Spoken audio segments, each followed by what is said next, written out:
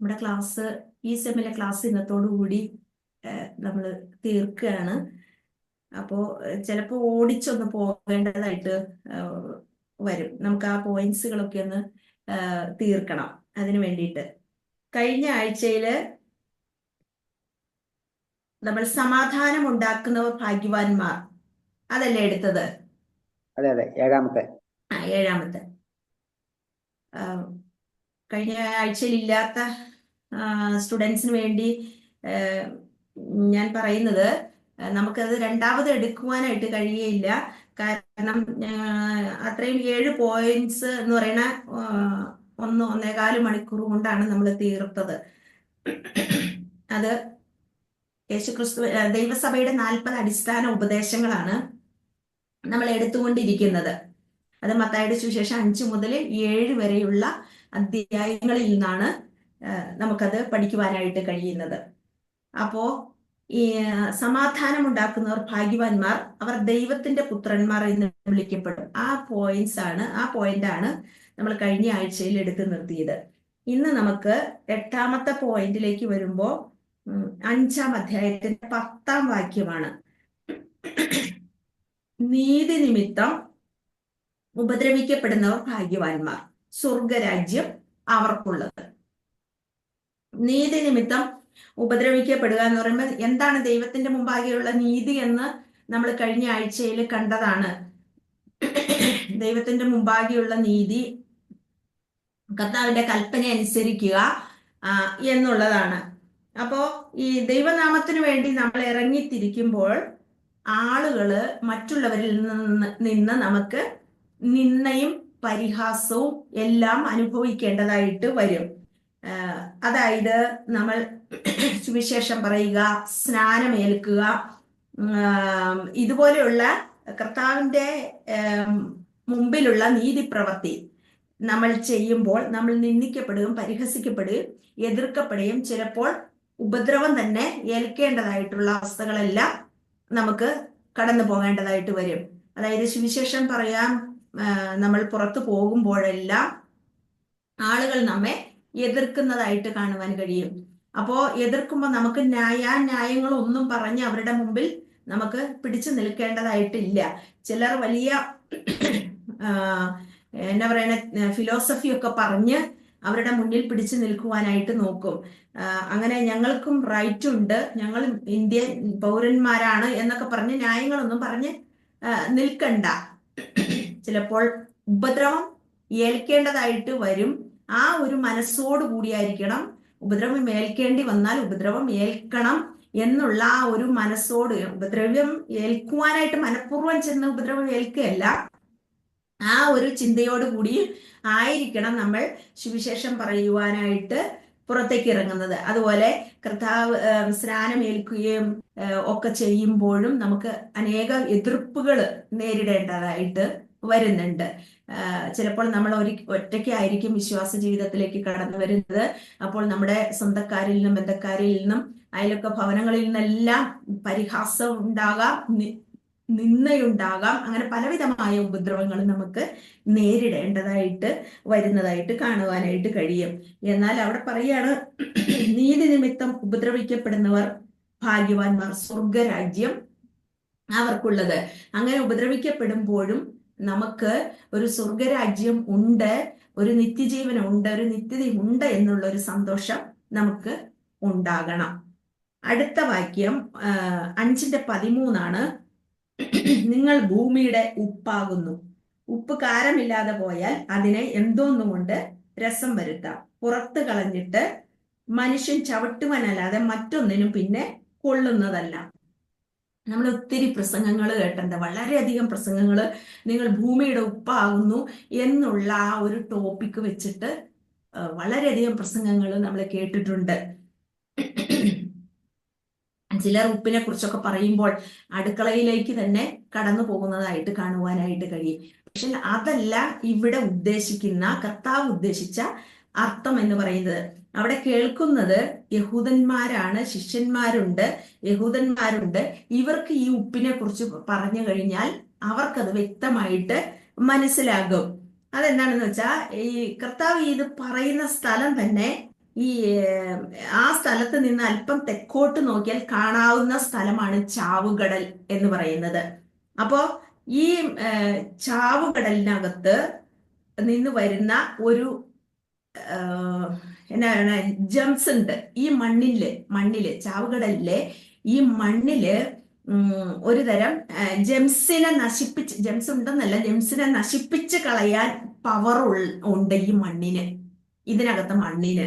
അപ്പോൾ ഈ മണ്ണ് യഹൂദന്മാരെന്താണ് ചെയ്യുന്നതെന്ന് വെച്ചാൽ, അന്നൊക്കെ ടോയ്ലറ്റുകളൊക്കെ എത്രത്തോളം ഉണ്ടായിരുന്നു എന്ന് അറിയത്തില്ല. ഇവർ ബാഹ്യത്തിന് പോയി കഴിഞ്ഞു കഴിഞ്ഞാൽ ഈ മണ്ണ് എടുത്ത് ഇവരുടെ വീടുകളിൽ ഇവർ സൂക്ഷിച്ചു വെക്കും. എന്നിട്ട് ഈ മണ്ണ് അവർ ഇട്ട് അത് മൂടുമ്പോ അത് അവിടെ കിടന്ന് അത് പുറത്തേക്ക് അണുക്കൾ കടന്നു വരാത്ത വിധത്തില് അത് ക്ലിയറാക്കി ചെയ്യുന്നു. അപ്പോ അങ്ങനെ ഈ മണ്ണ് അവർ ഉപയോഗിച്ചിരുന്നു. അതായത് പിന്നെ ഇവര് ചെയ്യുന്നത് എന്താന്ന് വെച്ചാൽ, ഈ പറമ്പുകളില് ഓരോന്നിനും വളമായിട്ട് ഇവർ അത് ഉപയോഗിക്കും. ഈ മണ്ണ് ഉപ്പ് കലർന്ന മണ്ണാണ്. ഈ മണ്ണ് അവർ വളമായിട്ടും അവർ ഉപയോഗിക്കും. അപ്പോ യഹൂദന്മാർക്ക് ഈ ഉപ്പിനെ കുറിച്ച് പറഞ്ഞു കഴിഞ്ഞാൽ അവർക്ക് വ്യക്തമായിട്ട് അത് മനസ്സിലാകും അത്. അപ്പോ ഈ ഉപ്പിന്റെ ഉദ്ദേശം എന്താണെന്ന് വെച്ചാൽ, അശുദ്ധി വ്യാപിക്കുന്നത് തടയാൻ കഴിയും. അശുദ്ധി വ്യാപിക്കുന്നത് തടയാനായിട്ട് കഴിയും. അതുപോലെ ദൈവമക്കളായിരിക്കുന്ന നിങ്ങൾ ഭൂമിയുടെ ഉപ്പാകുന്നു എന്ന് പറയുമ്പോൾ, ദൈവമക്കളായിരിക്കുന്ന നമ്മൾ ഈ ലോകത്തിന്റെ അശുദ്ധി തടയുന്നവരായിരിക്കണം. അശുദ്ധി തടയുന്നവരായിരിക്കണം. കൂടാതെയോ ഈ ലോകത്തെ നല്ല ഫ്രൂട്ട്ഫുള്ളാക്കുന്ന, ഫലഭൂയിഷ്ടമാക്കുന്നവരായിരിക്കണം നമ്മൾ. ഈ ലോകത്തിന്റെ അശുദ്ധി തടയുന്നവരായിരിക്കണം. പിന്നെ ഈ ലോകത്തെ ഫ്രൂട്ട്ഫുള്ളാക്കുന്നവരായിരിക്കണം നമ്മൾ. നമ്മിൽ നിന്ന് വരുന്ന പ്രവൃത്തികള്, നമ്മിൽ നിന്ന് വരുന്ന സംസാരങ്ങള്, ഇതെല്ലാം ലോകത്തിന് ഫ്രൂട്ട്ഫുൾ ആയിരിക്കണം, ഫലവത്തായിരിക്കുകയും ലോകത്തിന്റെ അശുദ്ധി തടയുന്നവരുമായി തീരണം എന്നാണ് കർത്താവ് അവിടെ പറയുന്നത്. നിങ്ങൾ ഭൂമിയുടെ ഉപ്പാകുന്നു എന്ന് പറയുമ്പോൾ നമ്മൾ ഈ ലോകത്തിന്, ഈ ഭൂമിക്ക് ഇതുപോലെ പ്രയോജനമുള്ളവരായി തീരണം എന്നാണ് കർത്താവ് അവിടെ ഉദ്ദേശിക്കുന്നത്. അതുപോലെ തന്നെ എല്ലാ പുരോഗതിയുടെയും പിന്നിലുള്ള ആളുകൾ ആരാ? മിക്കവാറും പുരോഗതിയുടെ എല്ലാം പിന്നിലുള്ളത് യഹൂദന്മാരായ ആളുകളാണ്. പല കാര്യങ്ങളും ഈ ലോകത്ത് കണ്ടുപിടിക്കപ്പെട്ടതും ഈ പുരോഗതിയുടെ എല്ലാം പിന്നില് കാണാൻ കഴിയുന്നതും യഹൂദന്മാരായ ആളുകളെയാണ്. ഇതിനകത്ത് ഈ വെയിൽസിലെ ഒരു സംഭവം കേട്ടിട്ടുണ്ട്. വെയിൽസിൽ ഒരു മനുഷ്യൻ ഉണർവിന് വേണ്ടി പ്രാർത്ഥിക്കുകയാണ്. വെയിൽസിൽ ഉണർവുണ്ടായതിന്റെ സംഭവം എങ്ങനെയാണെന്ന് വെച്ചിട്ടുണ്ടെങ്കിൽ, ഈ മനുഷ്യൻ വെയിൽസിന് വേണ്ടി രാപകല് ഇരുന്ന് മുട്ടുകുത്തി ദൈവസന്നിധിയിൽ പ്രാർത്ഥിച്ചിട്ട് ഇയാൾ പുറത്തേക്ക് ഇറങ്ങും. ഇയാൾ എന്തെങ്കിലും ഒരു ആവശ്യത്തിന് പുറത്തേക്ക് ഇറങ്ങുമ്പോൾ മണിക്കൂറുകളോളം ദൈവസന്നിധിയിൽ ഈ മനുഷ്യൻ ഇരുന്നിട്ട് പുറത്തേക്ക് അങ്ങ് ഇറങ്ങുമ്പോഴേക്കും ഈ മനുഷ്യനെ അവിടുത്തെ ജനങ്ങൾ പൊതിഞ്ഞിട്ട് ഈ മനുഷ്യന്റെ മുന്നിൽ വന്നിട്ട് പറയും, മുട്ടുകുത്തി അവിടെ നിന്നിട്ട് പറയും, എനിക്ക് വേണ്ടി ഒന്ന് പ്രാർത്ഥിക്കണമെന്ന്. അപ്പൊ ഈ പാപബോധം വന്നിട്ട് ഇദ്ദേഹത്തെ കാണുമ്പോഴേക്കും ജനത്തിനെല്ലാം പാപബോധം വരിക. പാപബോധം വന്നിട്ട് ഞങ്ങൾക്ക് വേണ്ടി പ്രാർത്ഥിക്കണം എന്ന് പറഞ്ഞ് ജനം ഇദ്ദേഹത്തെ പൊതിയാണ്.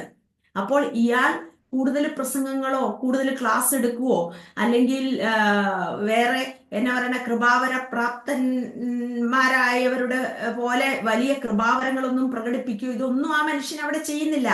ആ മനുഷ്യൻ ഒരു വാക്ക് ആ വ്യക്തിക്ക് വേണ്ടി പ്രാർത്ഥിച്ചാൽ ആ വ്യക്തി അവിടെ കർത്താവിനെ സ്വീകരിച്ച് എന്നാ പറയണേ നല്ലൊരു വിശുദ്ധിയുള്ള ഒരു ജീവിതം ജീവിക്കത്തക്കവണ്ണം ആ മനുഷ്യനിൽ വലിയൊരു മാറ്റം സംഭവിക്കുകയാണ് ചെയ്യുന്നത്.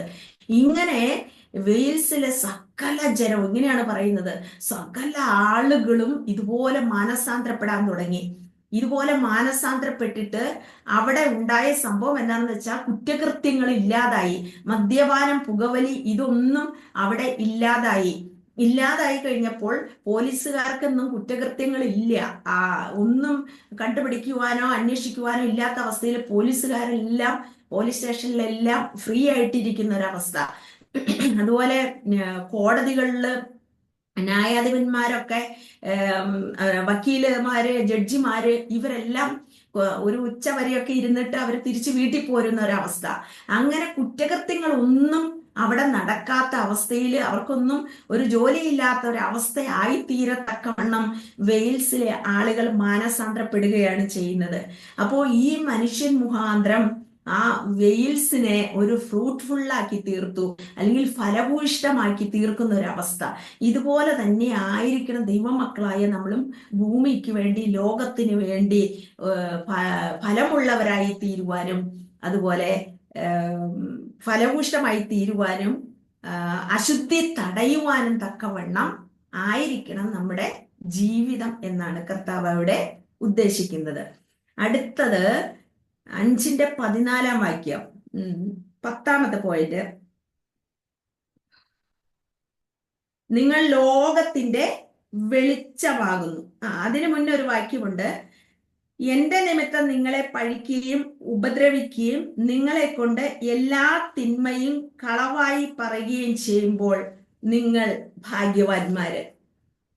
കർത്താവിന്റെ നിമിത്തം നമ്മളെ പഴിക്കുകയും ഉപദ്രവിക്കുകയും നിങ്ങളെ കൊണ്ട് എല്ലാ തിന്മയും കളവായി പറയുകയും, എല്ലാ തിന്മയും കളവായി പറയുമ്പോൾ നമ്മുടെ സ്വർഗത്തിൽ നമ്മുടെ പ്രതിഫലം വലുതാണ്.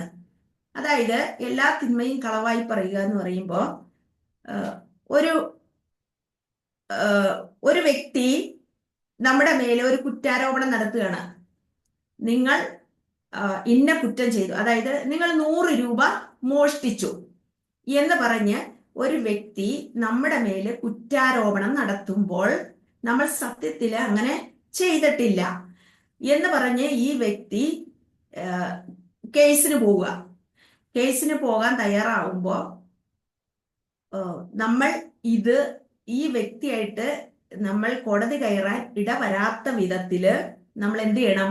ഈ വ്യക്തിയായിട്ട് നിരപ്പാകണമെന്ന് വെച്ചാൽ, ഇയാൾ പറയുന്നു നിങ്ങൾ എൻ്റെ 100 രൂപ എടുത്തു, നീ പറയുന്നത് നിന്റെ 100 രൂപ ഞാൻ എടുത്തു എന്നല്ലേ, അതിന് നിനക്ക് എത്രയാ വേണ്ടേ? 100ന് 150 തന്നേക്കാം എന്ന് പറഞ്ഞ് ആ വ്യക്തിയുമായിട്ട് നിരപ്പാകുക. അതായത് കോടതി കയറാൻ ഇടവരാത്ത വിധത്തില് വ്യവഹാരം നമുക്ക് പറ്റില്ല, നമ്മൾക്ക് യോജിക്കാൻ കഴിയില്ല. അതിനിട വരാത്ത വിധത്തില് ആ പ്രശ്നം അങ്ങ് തീർത്ത് കളയുക. അപ്പോൾ നമുക്ക് എന്ത് സംഭവിച്ചു? ഈ ഭൂമിയിൽ നമുക്ക് നഷ്ടം വന്നു ഇല്ലേ? പക്ഷെ സ്വർഗത്തിൽ നമ്മുടെ പ്രതിഫലം വലുതമാണ്. ഒരു പ്രശ്നം ഇല്ലാതിരിക്കത്തക്കവണ്ണത്തില് നമ്മൾ അത് കൈകാര്യം ചെയ്യുമ്പോൾ നമുക്ക് ഈ ഭൂമിയിലെ നഷ്ടം വന്നുവെങ്കിൽ സ്വർഗത്തിൽ നമ്മുടെ പ്രതിഫലം വലുതാകൊണ്ട് സന്തോഷിക്കാനാണ് കർത്താവ് പറയുന്നത്. എല്ലാ തിന്മയും കളവായി പറയുകയും ചെയ്യുമ്പോൾ നിങ്ങൾ ഭാഗ്യവാന്മാർ, സ്വർഗത്തിൽ നിങ്ങളുടെ പ്രതിഫലം വലുതാകൊണ്ട് സന്തോഷിച്ചു ഉല്ലസിപ്പിൻ.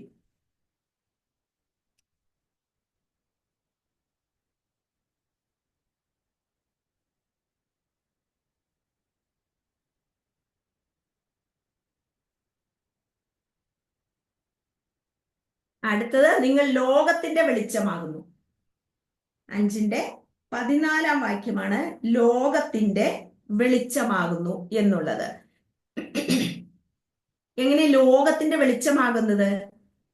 നാം ദൈവത്തിന്റെ നേരെ നമ്മുടെ മുഖം തിരിക്കുമ്പോൾ നമ്മുടെ മുഖം പ്രകാശിക്കും. നിന്റെ മുഖം ലജ്ജിച്ചു പോയതുമില്ല. ആ വാക്യം തുടക്കം ഞാൻ മറന്നുപോയി. സങ്കീർത്തനം 34 പ്രകാശിതരായി. പ്രകാശിതരായി. അത് തന്നെ. അപ്പോ ദൈവത്തിന്റെ നേരെ നമ്മുടെ മുഖം തിരിക്കുമ്പോ നമ്മുടെ മുഖം പ്രകാശിക്കും. ലോകത്തിന്റെ മുന്നിൽ നമ്മൾ ഒരു വെളിച്ചമായി തീരുകയാണ് ചെയ്യുന്നത്. ലോകത്തിന്റെ മുന്നില് ആ സമയം നമ്മൾ ഒരു വെളിച്ചമായി തീരുന്നു. ഇത് മോശ ഇതുപോലെ 40 രാവും 40 പകലും ദൈവത്തിന്റെ സന്നിധിയിൽ ഇരുന്നു, ഇല്ലേ? ദൈവത്തോട് കൂടെ ആയിരുന്നപ്പോൾ മോശയുടെ മുഖം പ്രകാശിച്ചതുപോലെ ഇന്ന് നമ്മുടെ മുഖം ആത്മീയമായാണ് പ്രകാശിക്കുന്നത്.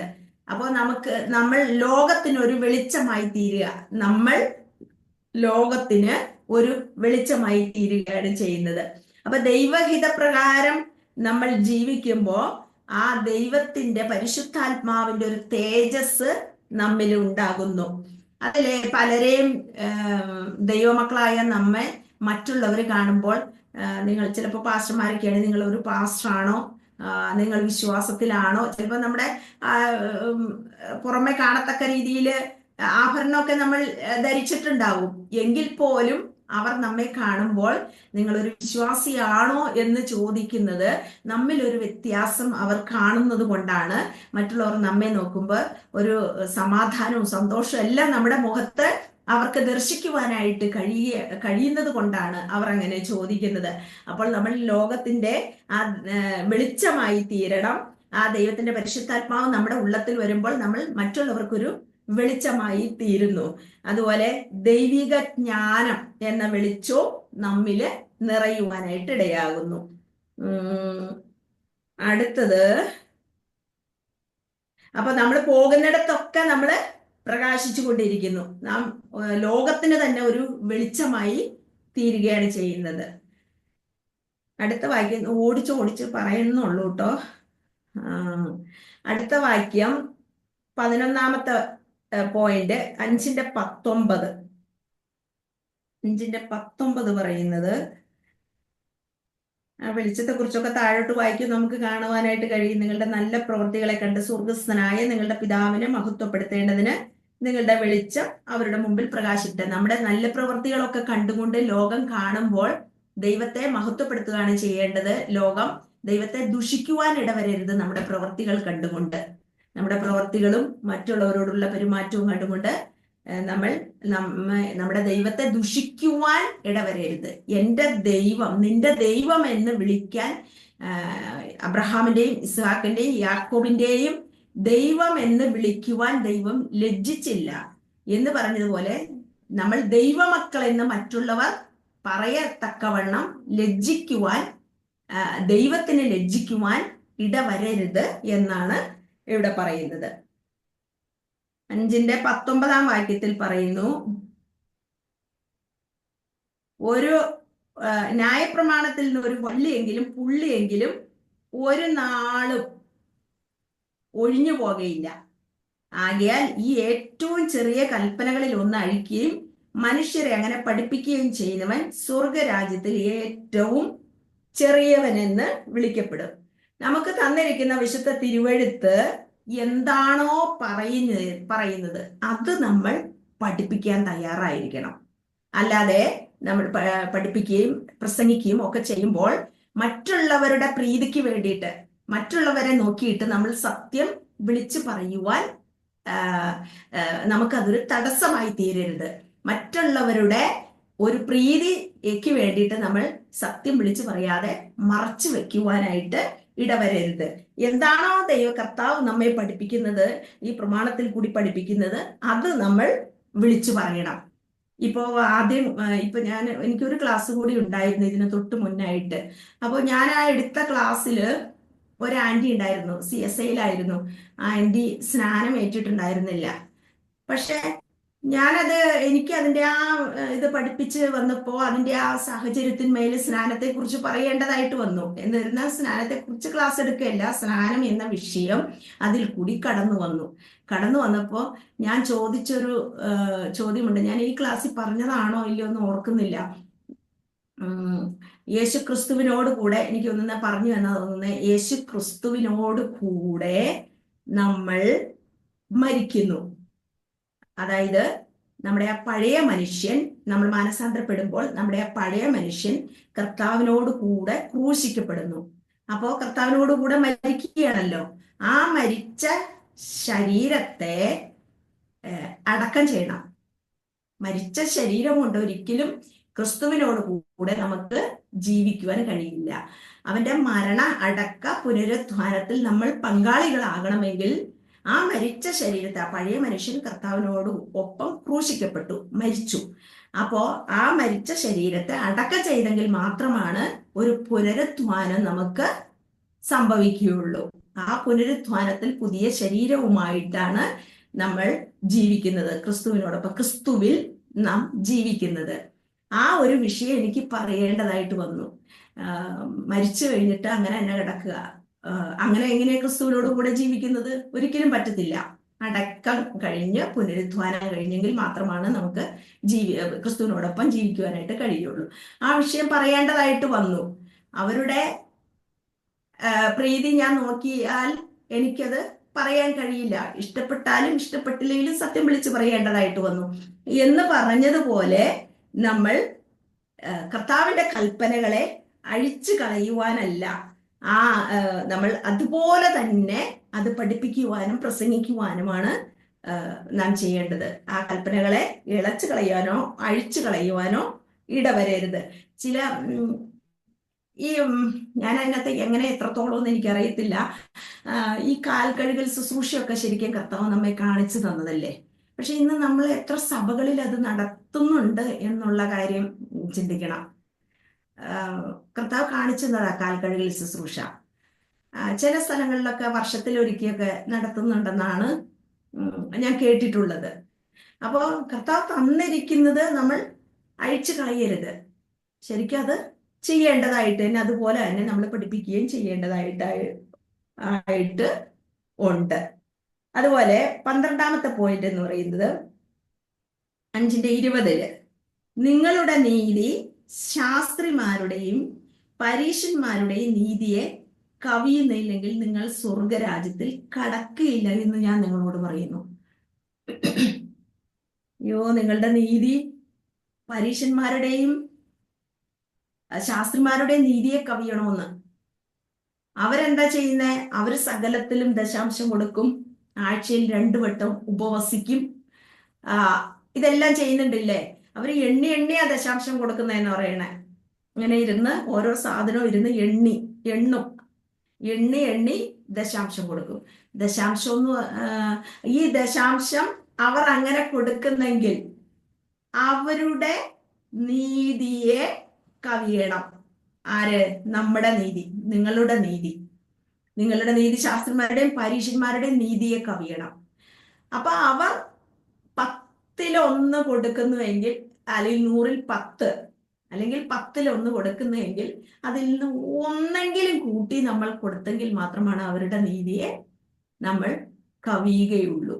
അവരെക്കാൾ അല്പമെങ്കിലും കടന്നു നിൽക്കണം നമ്മുടെ നീതി. അല്ലെങ്കിൽ കർത്താവ് പറയണ എന്നാണ്? നിങ്ങൾ സ്വർഗരാജ്യത്തിൽ കടക്കുകയില്ല എന്ന്.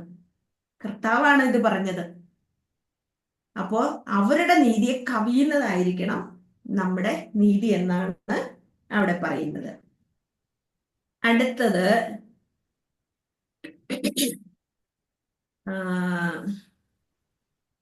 13ാമത്തെ പോയിന്റ് 5:21 കൊല ചെയ്യരുത് ആരെങ്കിലും കൊല ചെയ്താൽ ന്യായവിധിക്ക് യോഗ്യനാകുമെന്ന് പൂർവന്മാരോട് അരുളി ചെയ്തത് നിങ്ങൾ കേട്ടിട്ടുണ്ടല്ലോ. ഞാനോ നിങ്ങളോട് പറയുന്ന, സഹോദരനോട് കോപിക്കുന്നവൻ എല്ലാം ന്യായവിധിക്ക് യോഗ്യനാകും. ഇവിടെ കൊല ചെയ്യരുത് എന്നുള്ളതാണ് 13ാമത്തെ പോയിന്റ്. കൊല ചെയ്യരുത് എന്താണെന്നുള്ളത് നമുക്കറിയാം. ശരീരം കൊണ്ട് നമ്മൾ പ്രവർത്തിച്ച് ചെയ്യുന്ന അവസ്ഥയാണ്. അതുപോലെ 14ാമത്തെ പോയിന്റ് കോപിക്കരുത് എന്ന് കർത്താവ് പറയുന്നു. കോപിക്കരുത് എന്ന് പറയുമ്പോൾ ആ കോപവും അതുപോലെ തന്നെയുള്ള പാപത്തിലേക്കാണ് നമ്മെ കൊണ്ടുപോകുന്നത്. ഞാനോ നിങ്ങളോട് പറയുന്ന, സഹോദരനോട് കോപിക്കുന്നവൻ എല്ലാം ന്യായവിധിക്ക് യോഗ്യനാകുമെന്ന്. അപ്പൊ ശരീരം കൊണ്ട് ചെയ്താലും എന്തുകൊണ്ട് ഹൃദയം കൊണ്ട് ചെയ്താലും ഒരേ പാപമായിട്ടാണ് കർത്താവ് അവിടെ പറയുന്നത്. ഞാൻ പറഞ്ഞില്ലേ ഒരിക്കലേ അധികാരമുള്ള റാബായിയെ കുറിച്ചിട്ട്.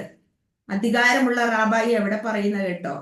മോശ കൊല ചെയ്യരുത് എന്ന് ശരീരം കൊണ്ടുള്ള പ്രവൃത്തിയെ കുറിച്ച് പറയുമ്പോൾ യേശു ക്രിസ്തു പറയുന്നു, ഞാനോ നിങ്ങളോട് പറയുന്നു എന്ന് പറഞ്ഞ് സഹോദരനോട് കോപിക്കുന്നവനെല്ലാം ന്യായവിധിക്ക് യോഗ്യനാകും. അപ്പൊ 14ാമത്തെ പോയിന്റാണ് കോപിക്കരുത് എന്നുള്ളത്. അതുപോലെ തന്നെ 15ാമത്തെ പോയിന്റാണ് സഹോദരനോട് നിസ്സാര എന്ന് പറയരുത്. ഇതും ന്യായവിധിക്ക് ന്യായാധിപ സഭയുടെ മുമ്പിൽ നിൽക്കേണ്ടി വരും. സഹോദരനെ നിസ്സാര എന്ന് പറയുന്നത് നമുക്കൊക്കെ ഉള്ളൊരു എല്ലാവർക്കും അല്ല ഉള്ളൊരു വിഷയമാണല്ലേ. നമ്മേക്കാൾ കർത്താവ് പറഞ്ഞ മറ്റുള്ളവരെ ശ്രേഷ്ഠരെന്ന് എണ്ണുവാനാ പറഞ്ഞത്. പക്ഷെ ആരും നമ്മേക്കാൾ അവൻ എന്നെ പറയണ പലപ്പോഴും ഉണ്ടായ അനുഭവങ്ങളൊക്കെ ഉണ്ടായിട്ടുണ്ട്. നിങ്ങളൊക്കെ എന്നാണ് വിശ്വാസത്തിൽ വന്ന്, ഞങ്ങൾക്ക് വർഷങ്ങളോളമുള്ള പാരമ്പര്യമുണ്ട് എന്ന് പറഞ്ഞ് നിഗളിക്കുന്നവരെ ഒക്കെ കാണുവാനായിട്ട് കഴിയും. എനിക്കുണ്ടായ ഒരു അനുഭവം പറയാം. ഞങ്ങൾ IPC ചർച്ചില് വലിയ ചർച്ച ആയിരുന്നു. പന്നിക്കുഴി നമ്മുടെ ഷായ് സാറിന്റെ മോനൊക്കെ അറിയാം, പുത്തൻകുരിശ് IPC എന്നൊക്കെ പറയുന്നത്. അപ്പോൾ അവിടെ വലിയ വലിയ അച്ചായന്മാര്, വലിയ ഒത്തിരി വർഷങ്ങളോളം പഴക്കമുള്ള അച്ചായന്മാരൊക്കെ അവിടെ വിശ്വാസത്തിലുള്ളവര്. അപ്പൊ ഞങ്ങളൊക്കെ ചെന്ന് വിശ്വാസത്തിലൊക്കെ വന്ന് ഞങ്ങളെ വലിയ താല്പര്യത്തോടെ ആയിരുന്നു കേട്ടോ അവര്. വലിയ പിന്താങ്ങലോടെ കൈത്താങ്ങൽ എന്ന് വെച്ചാൽ മറ്റേതല്ല, വലിയ പിന്താങ്ങലോടെ ആയിരുന്നു ഞങ്ങളെ അവർ സ്വീകരിച്ചത്.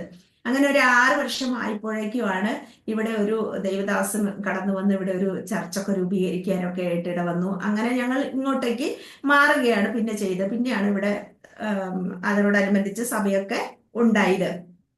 അപ്പോൾ അന്ന് 6 വർഷമായിട്ടും ഞാൻ കുഞ്ഞുങ്ങളെയൊക്കെ സ്കൂളിലൊക്കെ ആക്കി കഴിഞ്ഞപ്പോൾ ലേഡീസ് മീറ്റിങ്ങിനൊക്കെ പോകാൻ തുടങ്ങി. അവിടെ നിറയെ ലേഡീസ് ഒത്തിരി പേരുണ്ടാവും പ്രാർത്ഥനയ്ക്ക്.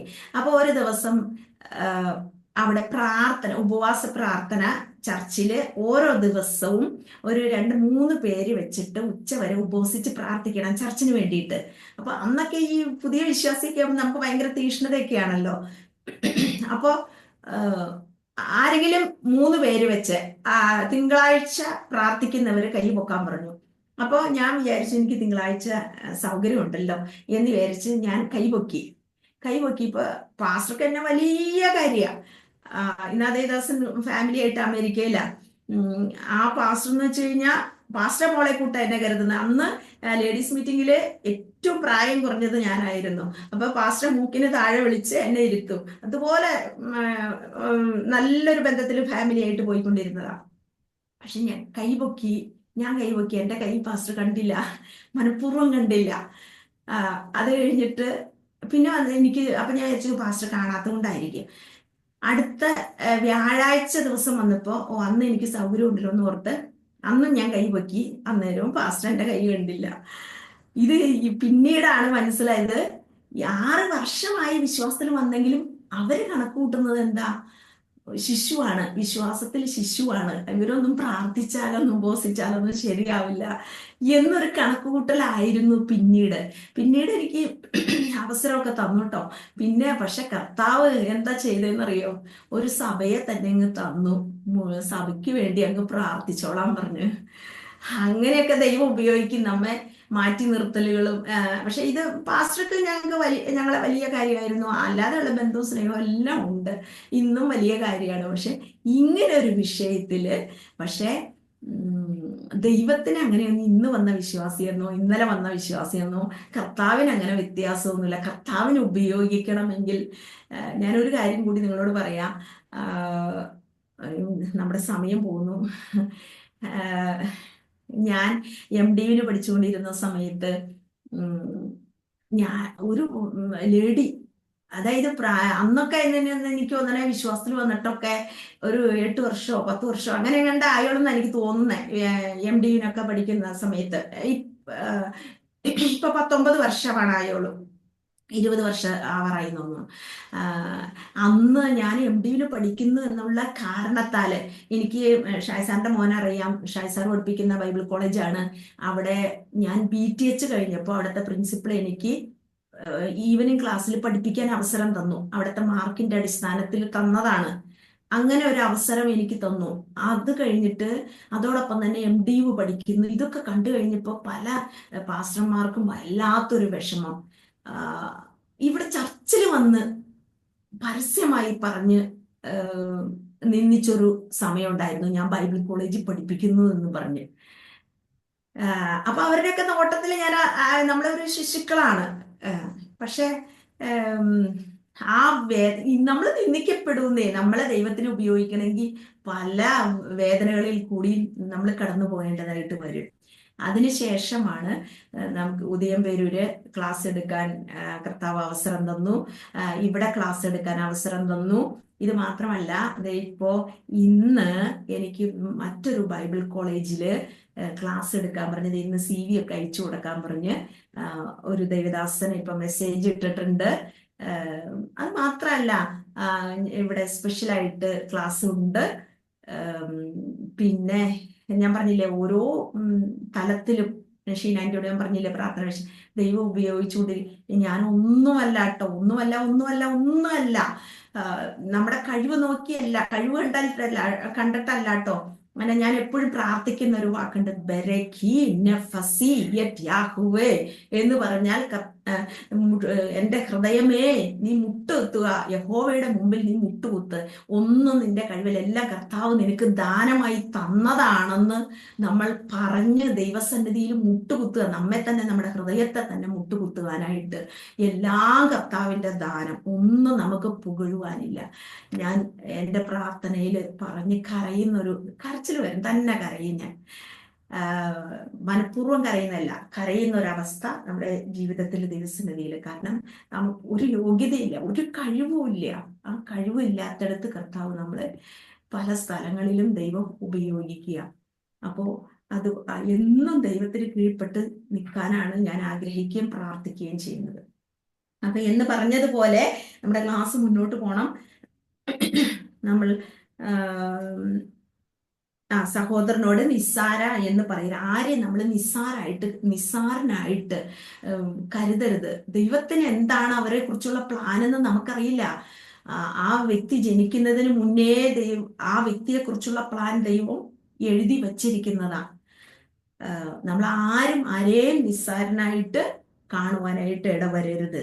16ാമത്തെ പോയിന്റാണ്, മൂഢ എന്ന് വിളിക്കരുത്. ഒരിക്കലും സഹോദരനെ, നമ്മുടെ കൂട്ടു സഹോദരങ്ങളെ മൂഢ എന്ന് വിളിക്കരുത്, നിസ്സാരനായിട്ട് കാണരുത്.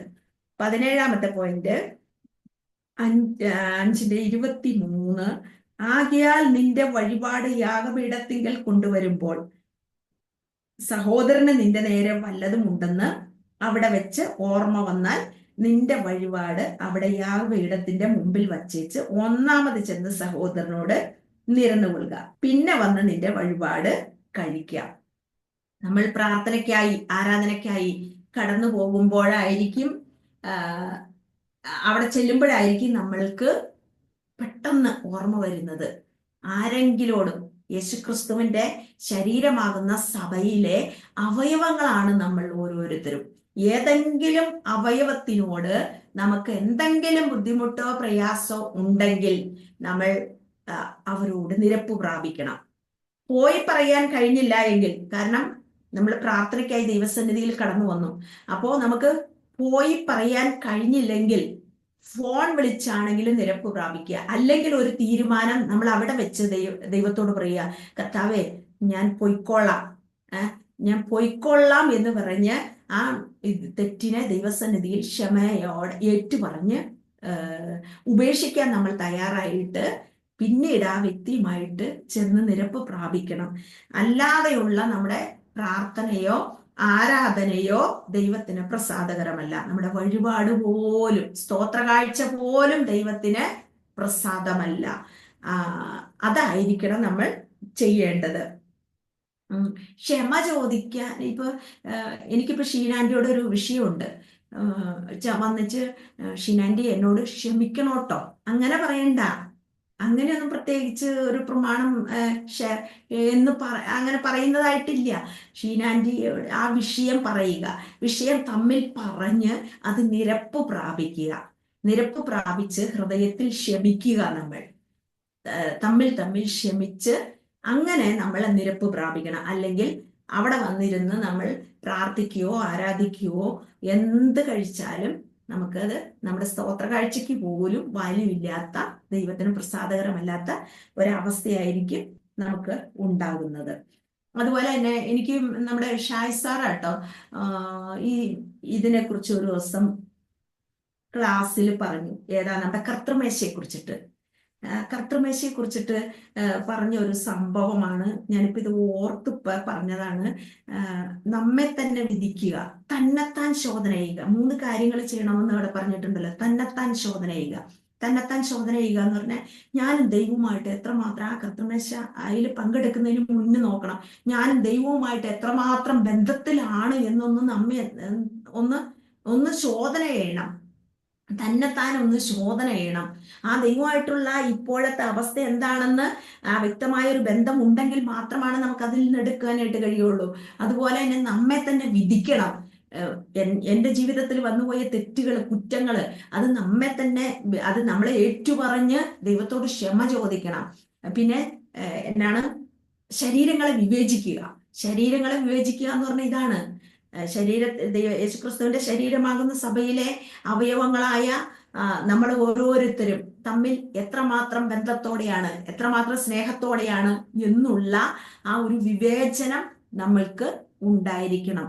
എന്നിട്ടാണ് നമ്മൾ ഇത് കഴിക്കാൻ പാടുള്ളൂ എന്നുള്ള കാര്യം ഞാൻ ഇന്നും അത് ഓർക്കുന്നുണ്ട്, സാർ അത് പറഞ്ഞു തന്നത്. അതുപോലെ 5:23 വാക്യം, അതാണ് നമ്മളിപ്പോ പറഞ്ഞത്. 5:25 വാക്യം, 18 പോയിന്റ്.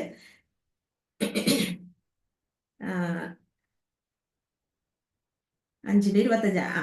നിന്റെ പ്രതിയോഗിയോടുകൂടെ വഴിയിൽ ഉള്ളപ്പോൾ തന്നെ വേഗത്തിൽ അവനോട് ഇണങ്ങിക്കൊള്ളുക, അല്ലാഞ്ഞാൽ പ്രതിയോഗി നിന്നെ ന്യായാധിപൻ ചേവകനും ഏൽപ്പിച്ചിട്ട് നീ തടവിൽ ആയി പോകും. 5:25 വാക്യമാണ് അടുത്ത പോയിന്റ്.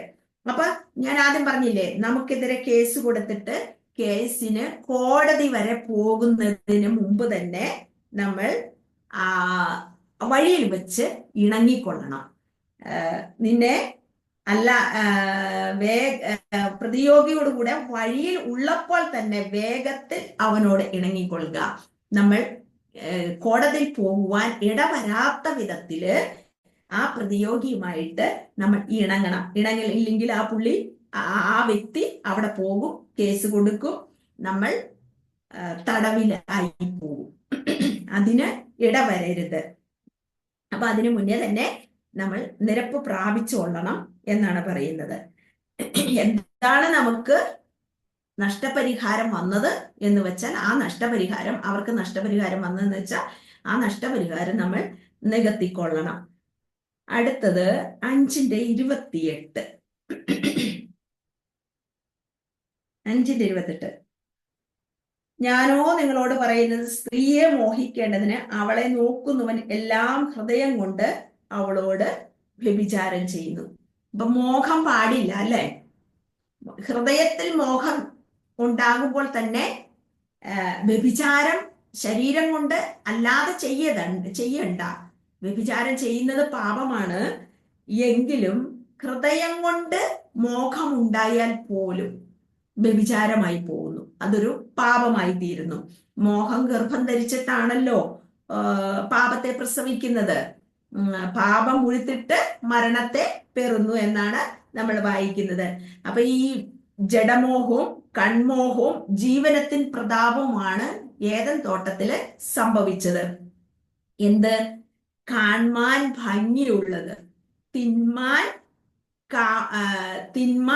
രുചിയുള്ളത്, ജ്ഞാനം പ്രാപിപ്പാൻ കാമ്യം.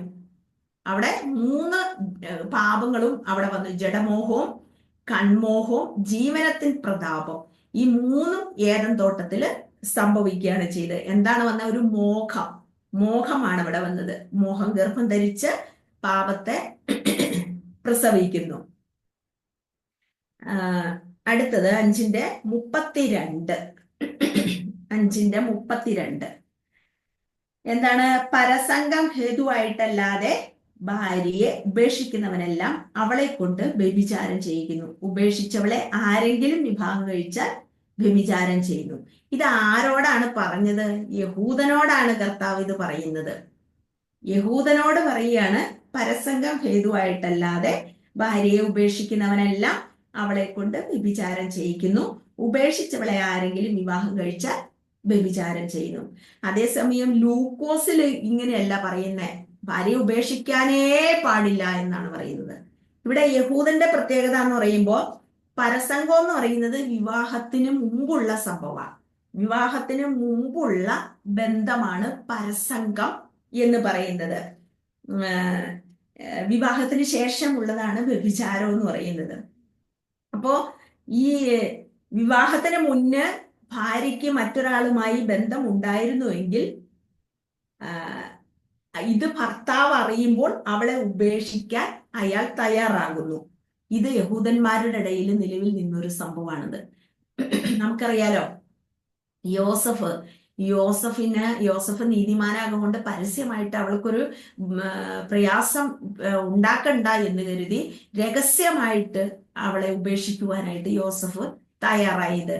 അതായത് ഇവർ തമ്മിൽ കൂടി വരും മുമ്പേ ഇവൾ ഗർഭിണിയായി എന്ന് കണ്ടുകൊണ്ടാണ് യോസഫ് അങ്ങനെ ഉപേക്ഷിക്കാൻ തയ്യാറായത്. അതായത് ഉപേക്ഷിക്കാമെന്ന് ഇവരുടെ പ്രമാണം പറയുന്നു. ഇവർക്ക് ഒരു വിർജിൻ ആയിട്ടുള്ള ഒരു സ്ത്രീയാണ് ഇവർക്ക് ഭാര്യയായി കിട്ടുക എന്നുള്ളത് അവരുടെ ഏറ്റവും വലിയ അനുഗ്രഹം ആണ്.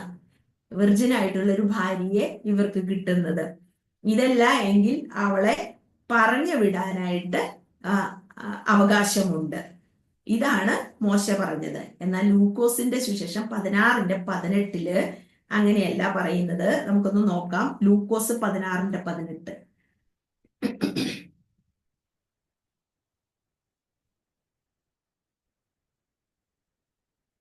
അവിടെ പറയുന്നു, ഭാര്യയെ ഉപേക്ഷിച്ചു മറ്റൊരുത്തിയെ വിവാഹം കഴിക്കുന്നവൻ എല്ലാം വ്യഭിചാരം ചെയ്യുന്നു. ഭർത്താവ് ഉപേക്ഷിച്ചവളെ വിവാഹം കഴിക്കുന്നവനും വ്യഭിചാരം ചെയ്യുന്നു. അപ്പൊ അവിടെ ഭാര്യയെ ഉപേക്ഷിക്കാൻ പാടില്ല എന്നാണ് കർത്താവ് അവിടെ പറയുന്നത്.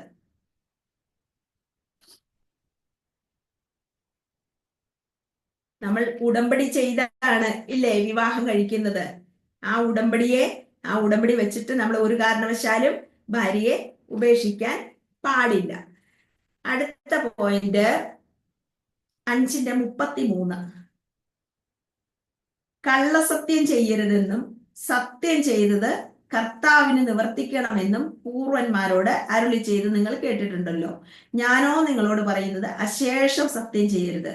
സ്വർഗത്തെ കൊണ്ടരുത്, അത് ദൈവത്തിന്റെ സിംഹാസനം. ഭൂമിയെ കൊണ്ടരുത്, അത് അവന്റെ പാദപീഠം.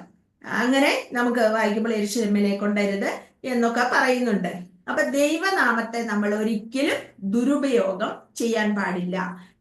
പലരും നമുക്ക് കാണുവാനായിട്ട് കഴിയും, ദൈവത്തെ പ്രതി സത്യം ചെയ്യുന്നു, അമ്മയെ പ്രതി, അപ്പനെ പ്രതി, ബൈബിളിനെ പ്രതി ഒക്കെ ആളുകൾ സത്യം ചെയ്യുന്നതായിട്ട് കാണുവാനായിട്ട് കഴിയുന്നില്ല. അങ്ങനെ സത്യം ചെയ്യാൻ പാടില്ല.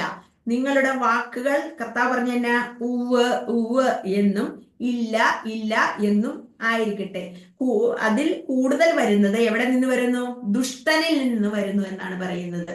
നമ്മൾ ഒരു കാര്യം പറഞ്ഞു കഴിഞ്ഞാൽ ഒരു വ്യക്തി ഒരു കാര്യം നമ്മൾ ആ വ്യക്തിയോട് പറയുമ്പോൾ ഉള്ള സത്യമായിക്കോട്ടെ, ആ വ്യക്തി സമ്മതിച്ചില്ല എങ്കിൽ നമ്മൾ അതിനെ തർക്കിച്ച് കൂടുതൽ പാപത്തിലേക്ക് കടന്നു പോകുവാൻ ഇടവരണ്ട. ഉവ്വ് ഉവ്വ് എന്നും ഇല്ല, വിശ്വസിച്ചില്ലെങ്കിൽ വേണ്ട, ഉവ്വ് ഉവ്വ് എന്നും ഇല്ല ഇല്ല എന്നും ആയിരിക്കട്ടെ എന്നാണ് കർത്താവ് പറയുന്നത്. ഞാൻ കേട്ടിട്ടുണ്ട് ഒരു പിതാവ് നല്ല ആരോഗ്യത്തോടെ നല്ല ആയുസ്സോടെ ഇങ്ങനെ ജീവിക്കുകയാണ്. അപ്പോൾ പത്രക്കാരൊക്കെ ചോദിച്ചു, താങ്കളുടെ ആരോഗ്യത്തിന്റെ രഹസ്യം എന്താണ് എന്ന് ചോദിച്ചപ്പോൾ ആ മനുഷ്യൻ പറഞ്ഞത് എന്താണെന്ന് വെച്ചാൽ, ഞാൻ ആരോടും തർക്കിക്കാൻ പോകാറില്ല എന്ന്, ആരോടും ബാധിക്കാൻ പോകാറില്ല. അപ്പൊ നമുക്ക് സമാധാനമുണ്ട്. ആരോടും തർക്കിക്കാനും ബാധിക്കാനും പോകാതിരിക്കുമ്പോൾ അതാണ് അദ്ദേഹത്തിന്റെ ആരോഗ്യത്തിന്റെ രഹസ്യം എന്നാണ് ഇങ്ങനെ ഞാൻ ഒരിടത്ത് വായിച്ചിട്ടുള്ള ഒരു സംഭവമാണ്. അപ്പൊ നമ്മുടെ വാക്കുകളെല്ലാം ഉവ്വ് ഉവ്വ് എന്നും ഇല്ല ഇല്ല എന്നും ആയിരിക്കട്ടെ. ഇത് അടുത്ത പോയിന്റ് ആയിട്ടാട്ടോ കിടക്കുന്ന. ഉവ്വ് ഉവ്വ് എന്നും ഇല്ല ഇല്ല എന്നും ആയിരിക്കണം നമ്മുടെ വാക്കുകൾ. അടുത്ത പോയിന്റ് ആണത്. ആദ്യം പറഞ്ഞത് 5:33 അടുത്തത് ഉവ്വ് ഉവ്വ് എന്നും ഇല്ല ഇല്ല എന്നും ആണ് 5:37 കിടക്കുന്നത്. അപ്പോ നമ്മുടെ പേഴ്സണൽ ആ വ്യക്തിത്വത്തിന്റെ മൂല്യവും എന്താ പറയണ ആ വിശ്വാസവും നമ്മൾക്ക് വലുതായിരിക്കണം. നമ്മൾ ഒരു കാര്യം പറയുമ്പോൾ നമുക്ക് അതിനകത്ത് നല്ലൊരു കോൺഫിഡൻസോട് കൂടിയായിരിക്കണം നമ്മൾ ഒരു കാര്യം പറയേണ്ടത്. അടുത്ത പോയിന്റ് 5:39 എന്താണ് പറയുന്നത്? ദുഷ്ടനോട് എതിർക്കരുത്. ഞാനോ നിങ്ങളോട് പറയുന്നത് ദുഷ്ടനോട് എതിർക്കരുത്. നമ്മൾ ഒരു ദുഷ്ടതയെ നമുക്ക് ചെറുത്ത് നിൽക്കണം. ഒരു ദുഷ്ടതയെ ചെറുത്ത് നിൽക്കാനായിട്ട് ആയി വരുമ്പോൾ നമുക്ക് വേറൊരു ദുഷ്ടതയ്ക്ക് അവസരം കൊടുക്കുകയാണ് ചെയ്യുന്നത്. ഒരു ദുഷ്ടതയെ ചെറുക്കുമ്പോ മറ്റൊരു ദുഷ്ടതയ്ക്ക് നമ്മൾ അവസരം കൊടുക്കുക. എങ്ങനെയാ? ഒരാള് നമ്മെ ചീത്ത വിളിച്ചു, നമ്മൾ തിരിച്ചും ചീത്ത വിളിച്ചു. അപ്പൊ മറ്റൊരു ദുഷ്ടത കൊണ്ടല്ലേ നമ്മൾ അതിനെ എതിർക്കുന്നത്. അപ്പൊ അതുകൊണ്ടാണ് ദുഷ്ടനോട് എതിർക്കരുതെന്ന് പറയുന്നത്. അപ്പൊ മറ്റൊരു ദുഷ്ടത നമുക്കത് ഉപയോഗിക്കേണ്ടതായിട്ട് വരുന്നു. അപ്പൊ ദുഷ്ടനോട് നമ്മൾ എതിർക്കരുത്. അടുത്ത പോയിന്റ് 5:40 നിന്റെ വസ്ത്രം എടുപ്പാൻ ഇച്ഛിക്കുന്നവന് പുതപ്പും വിട്ടുകൊടുക്കുക. നിന്നോട് വ്യവഹരിച്ച് നിന്റെ വസ്ത്രം എടുപ്പാൻ ഇച്ഛിക്കുന്നവന് നിന്റെ പുതപ്പും വിട്ടുകൊടുക്കുക. അങ്ങനെ വന്നാൽ എന്താ ചെയ്യണേ? നമ്മളങ്ങ് അങ്ങ് വിട്ടുകൊടുത്തേക്കുക. അത് നമ്മുടെ ജീവിതത്തിൽ ഒരു പ്രാക്ടിക്കലാക്കണം നമ്മൾ. ഈ ഒരു പ്രമാണം ഈ ഒരു പ്രമാണമല്ല, എല്ലാ പ്രമാണവും ഇത് ഒരുത്തൻ നമ്മുടെ പക്ഷെ ഇതൊക്കെ എന്ന് പറഞ്ഞാൽ ശരിക്കും ഇതുകൊണ്ടാണ് ഒരു ചർച്ചുകളിലും ഇതൊന്നും പഠിപ്പിക്കാത്തത്. ആർക്കും പഠിപ്പിക്കാനുള്ള ഒരു പ്രാഗൽഭ്യമില്ല. ഞാൻ മുഴുവൻ പ്രാഗൽഭ്യം ആയിട്ടല്ല കേട്ടോ, ഞാനിത് ആഗ്രഹിക്കുകയും പ്രാർത്ഥിക്കുകയും ശ്രമിക്കുകയും ഒക്കെ ചെയ്തത് കൊണ്ടാണ് ഞാൻ ധൈര്യത്തോടെ ഇത് പഠിപ്പിക്കാമെന്ന് തീരുമാനിച്ചത്. അല്ലാണ്ട് ഞാനിതെല്ലാം തികഞ്ഞിട്ടല്ല. ഇന്ന് ഒരു ചർച്ചുകളിലും ഈ അടിസ്ഥാന ഉപദേശങ്ങൾ പഠിപ്പിക്കാൻ തയ്യാറല്ല. എല്ലാവരും അത് മറച്ചു വെക്കുക. എങ്ങനെയൊക്കെ ആർക്ക് സാധിക്കും. അതുകൊണ്ടാണല്ലോ കർത്താവ് ഇതെല്ലാം പഠിപ്പിച്ചത്. കർത്താവ് നമുക്ക് കാണിച്ചു തന്നു. നമ്മൾ പറയുന്ന ഒരു കാര്യമുണ്ട്, നമ്മൾ ഈ ജഡത്തിലൊക്കെ ജീവിക്കുമ്പോൾ, ഈ ശരീരത്തിലൊക്കെ ജീവിക്കുമ്പോൾ നമ്മെ കൊണ്ട് അതിനൊന്നും കർത്താവിനെ പോലെ ആകാനൊന്നും നമ്മെ കൊണ്ട് പറ്റില്ല എന്ന് പറഞ്ഞ് നമ്മൾ ഒഴിഞ്ഞു പോവുക. അപ്പൊ നമുക്ക് ഇതൊന്നും ചെയ്യണ്ട. അങ്ങനെ ഒഴിഞ്ഞു പോകുമ്പോ ഈ പ്രമാണത്തിലൊന്നും ജീവിക്കണ്ട. അതാണ് നമ്മൾ കണ്ടുപിടിച്ചിരിക്കുന്നത്. പക്ഷെ ചെയ്യാൻ കഴിയില്ലെങ്കിൽ കർത്താവ് നമ്മോട് പറയോ? ഒരിക്കലും പറയില്ല. കർത്താവ് അത് ചെയ്ത് കാണിച്ചു തന്നു. സൽഗുണ സമ്പൂർണൻ, എന്റെ പിതാവ് സൽഗുണ സമ്പൂർണനായിരിക്കുന്ന പോലെ നിങ്ങളും സൽഗുണ സമ്പൂർണരാകുവിൻ. കർത്താവ് കാണിച്ചു തന്നിട്ടാണ് ഇതെല്ലാം നമ്മോട് പറഞ്ഞു തന്നത്. അപ്പൊ നമുക്ക് എങ്ങനെ സാധിക്കുമോ? ഈ പൗലോസ് പറയണില്ലേ, നന്മ ചെയ്യണമെന്ന് ആഗ്രഹമുണ്ട്, പക്ഷെ ഇച്ഛിക്കാത്ത തിന്മയത്രേ ചെയ്യുന്നത്. അപ്പൊ എങ്ങനെയാ നമുക്കത് സാധിക്കണത്? അതാണ് പൗലോസ് കീഴോട്ട് പറഞ്ഞു വരുമ്പോ പറയുന്നുണ്ട്, ജീവന്റെ ആത്മാവിന്റെ പ്രമാണം നമ്മെ അതിന് സഹായിക്കുക ചെയ്യുന്നത്. അതായത് പരിശുദ്ധാത്മാവ് നമ്മെ ഇതിനെല്ലാം സഹായിക്കും. നമ്മൾ ആഗ്രഹിച്ചാൽ മതി. അതിനാണ് ഞാൻ ആദ്യത്തെ ദിവസം പറഞ്ഞു, ദൈവത്തിന്റെ അടുക്കൽ ചെന്ന് ജ്ഞാനം ചോദിക്കണമെന്ന്. കർത്താവിന്റെ അടുക്കൽ എല്ലാ ദിവസവും ചെല്ലണം. ഇന്ന് എനിക്ക് അങ്ങേക്ക് പ്രസാദകരമായ രീതിയിൽ ജീവിക്കുന്നതിന് ആവശ്യമായ ജ്ഞാനം തരണം എന്ന് പറഞ്ഞ് കർത്താവിന്റെ അടുക്കൽ ചെല്ലുമ്പോൾ കർത്താവ് അതിനുള്ള ജ്ഞാനം തരും. നമ്മെ സഹായിക്കുന്നത് ആരാ? പരിശുദ്ധാത്മാവ്. നമ്മെ വഴി നടത്തുന്നത് പരിശുദ്ധാത്മാവാണ്. പരിശുദ്ധാത്മാവ് നമ്മെ ഇതിനെല്ലാം സഹായിക്കും. ഒരിക്കലും കഴിയാത്ത കാര്യം കർത്താവ് നമ്മെ ഏൽപ്പിക്കുകയില്ല. കഴിയും. കർത്താവിനോട് സദൃശ്യന്മാരാകുവാൻ വേണ്ടിയിട്ടാണ് കർത്താവ് നമ്മെ സൃഷ്ടിച്ചത്. കർത്താവിന്റെ ആ പദ്ധതി, ആത്യന്തികമായ പദ്ധതി അതാണ്. ആ പദ്ധതിയിലേക്ക് നമ്മൾ എത്തിച്ചേരണം. നമ്മൾ പ്രാർത്ഥിക്കണം. കർത്താവ് നമുക്ക് തരും. നമ്മെ കൊണ്ട് പരിശുദ്ധാത്മാവ് നമ്മെ സഹായിക്കും. അപ്പോ അടുത്ത പോയിന്റ് 5:41 ഒരു നാഴിക വഴി പോവാൻ നിർബന്ധിച്ചാൽ 2 നാഴിക പോകുക. 1 നാഴിക വഴി പോകുവാൻ ഒരുത്തൻ നിന്നെ 1 നാഴിക വഴി പോകുവാൻ നിർബന്ധിച്ചാൽ 2 നാഴിക അവനോടുകൂടെ പോകാം. അതെങ്ങനെയാ അങ്ങനെ പോകുന്നത്? ഒരു ഇപ്പൊ അടുത്ത വീട് വരെ ഒന്ന് പോകുവാനായിട്ട് ഒരാള് വിളിച്ചു കഴിഞ്ഞാൽ നമ്മൾ അല്ലട ഇത്രയും ദൂരമല്ലേ, ഇവിടെയല്ല, നിന്നെ അടുത്ത വീട്ടിലേയും കൊണ്ടുപോയി ആക്കാന്നാണോ? അത് അങ്ങനെയല്ല. ഇപ്പൊ ഒരു വയ്യാത്ത ഒരു അമ്മച്ചി, എക്സാമ്പിൾ എടുക്കണേ കേട്ടോ, ആ അമ്മച്ചിയെ ഇന്ന സ്ഥലത്തൊന്ന്, അല്ലെങ്കിൽ ആ അമ്മച്ചിയെ തിരിച്ചു നമ്മുടെ വീട്ടിൽ കൊണ്ടുവന്നു എന്തെങ്കിലും ആവശ്യത്തിന്, അല്ലെങ്കിൽ മറ്റൊരു സ്ഥലത്ത് കൊണ്ടുവന്ന് ആക്കും എന്തെങ്കിലും ചെയ്തു, എന്നിട്ട് ആ അമ്മച്ചി അവിടെ ഇട്ടേച്ച് പോരരുത്. തിരിച്ച് ആ അമ്മച്ചി എവിടെ നിന്ന് വിളിച്ചു കൊണ്ടുവന്നോ അവിടെ തന്നെ കൊണ്ടുവന്നാക്കണം. അങ്ങനെ അതാണ് 1 നാഴിക വഴി പോകുവാൻ നിർബന്ധിച്ചാൽ 2 നാഴിക പോകുക എന്ന് പറയുന്നത്. അടുത്തത് 5:42. യാചിക്കുന്ന ഏവനും കൊടുക്കാം.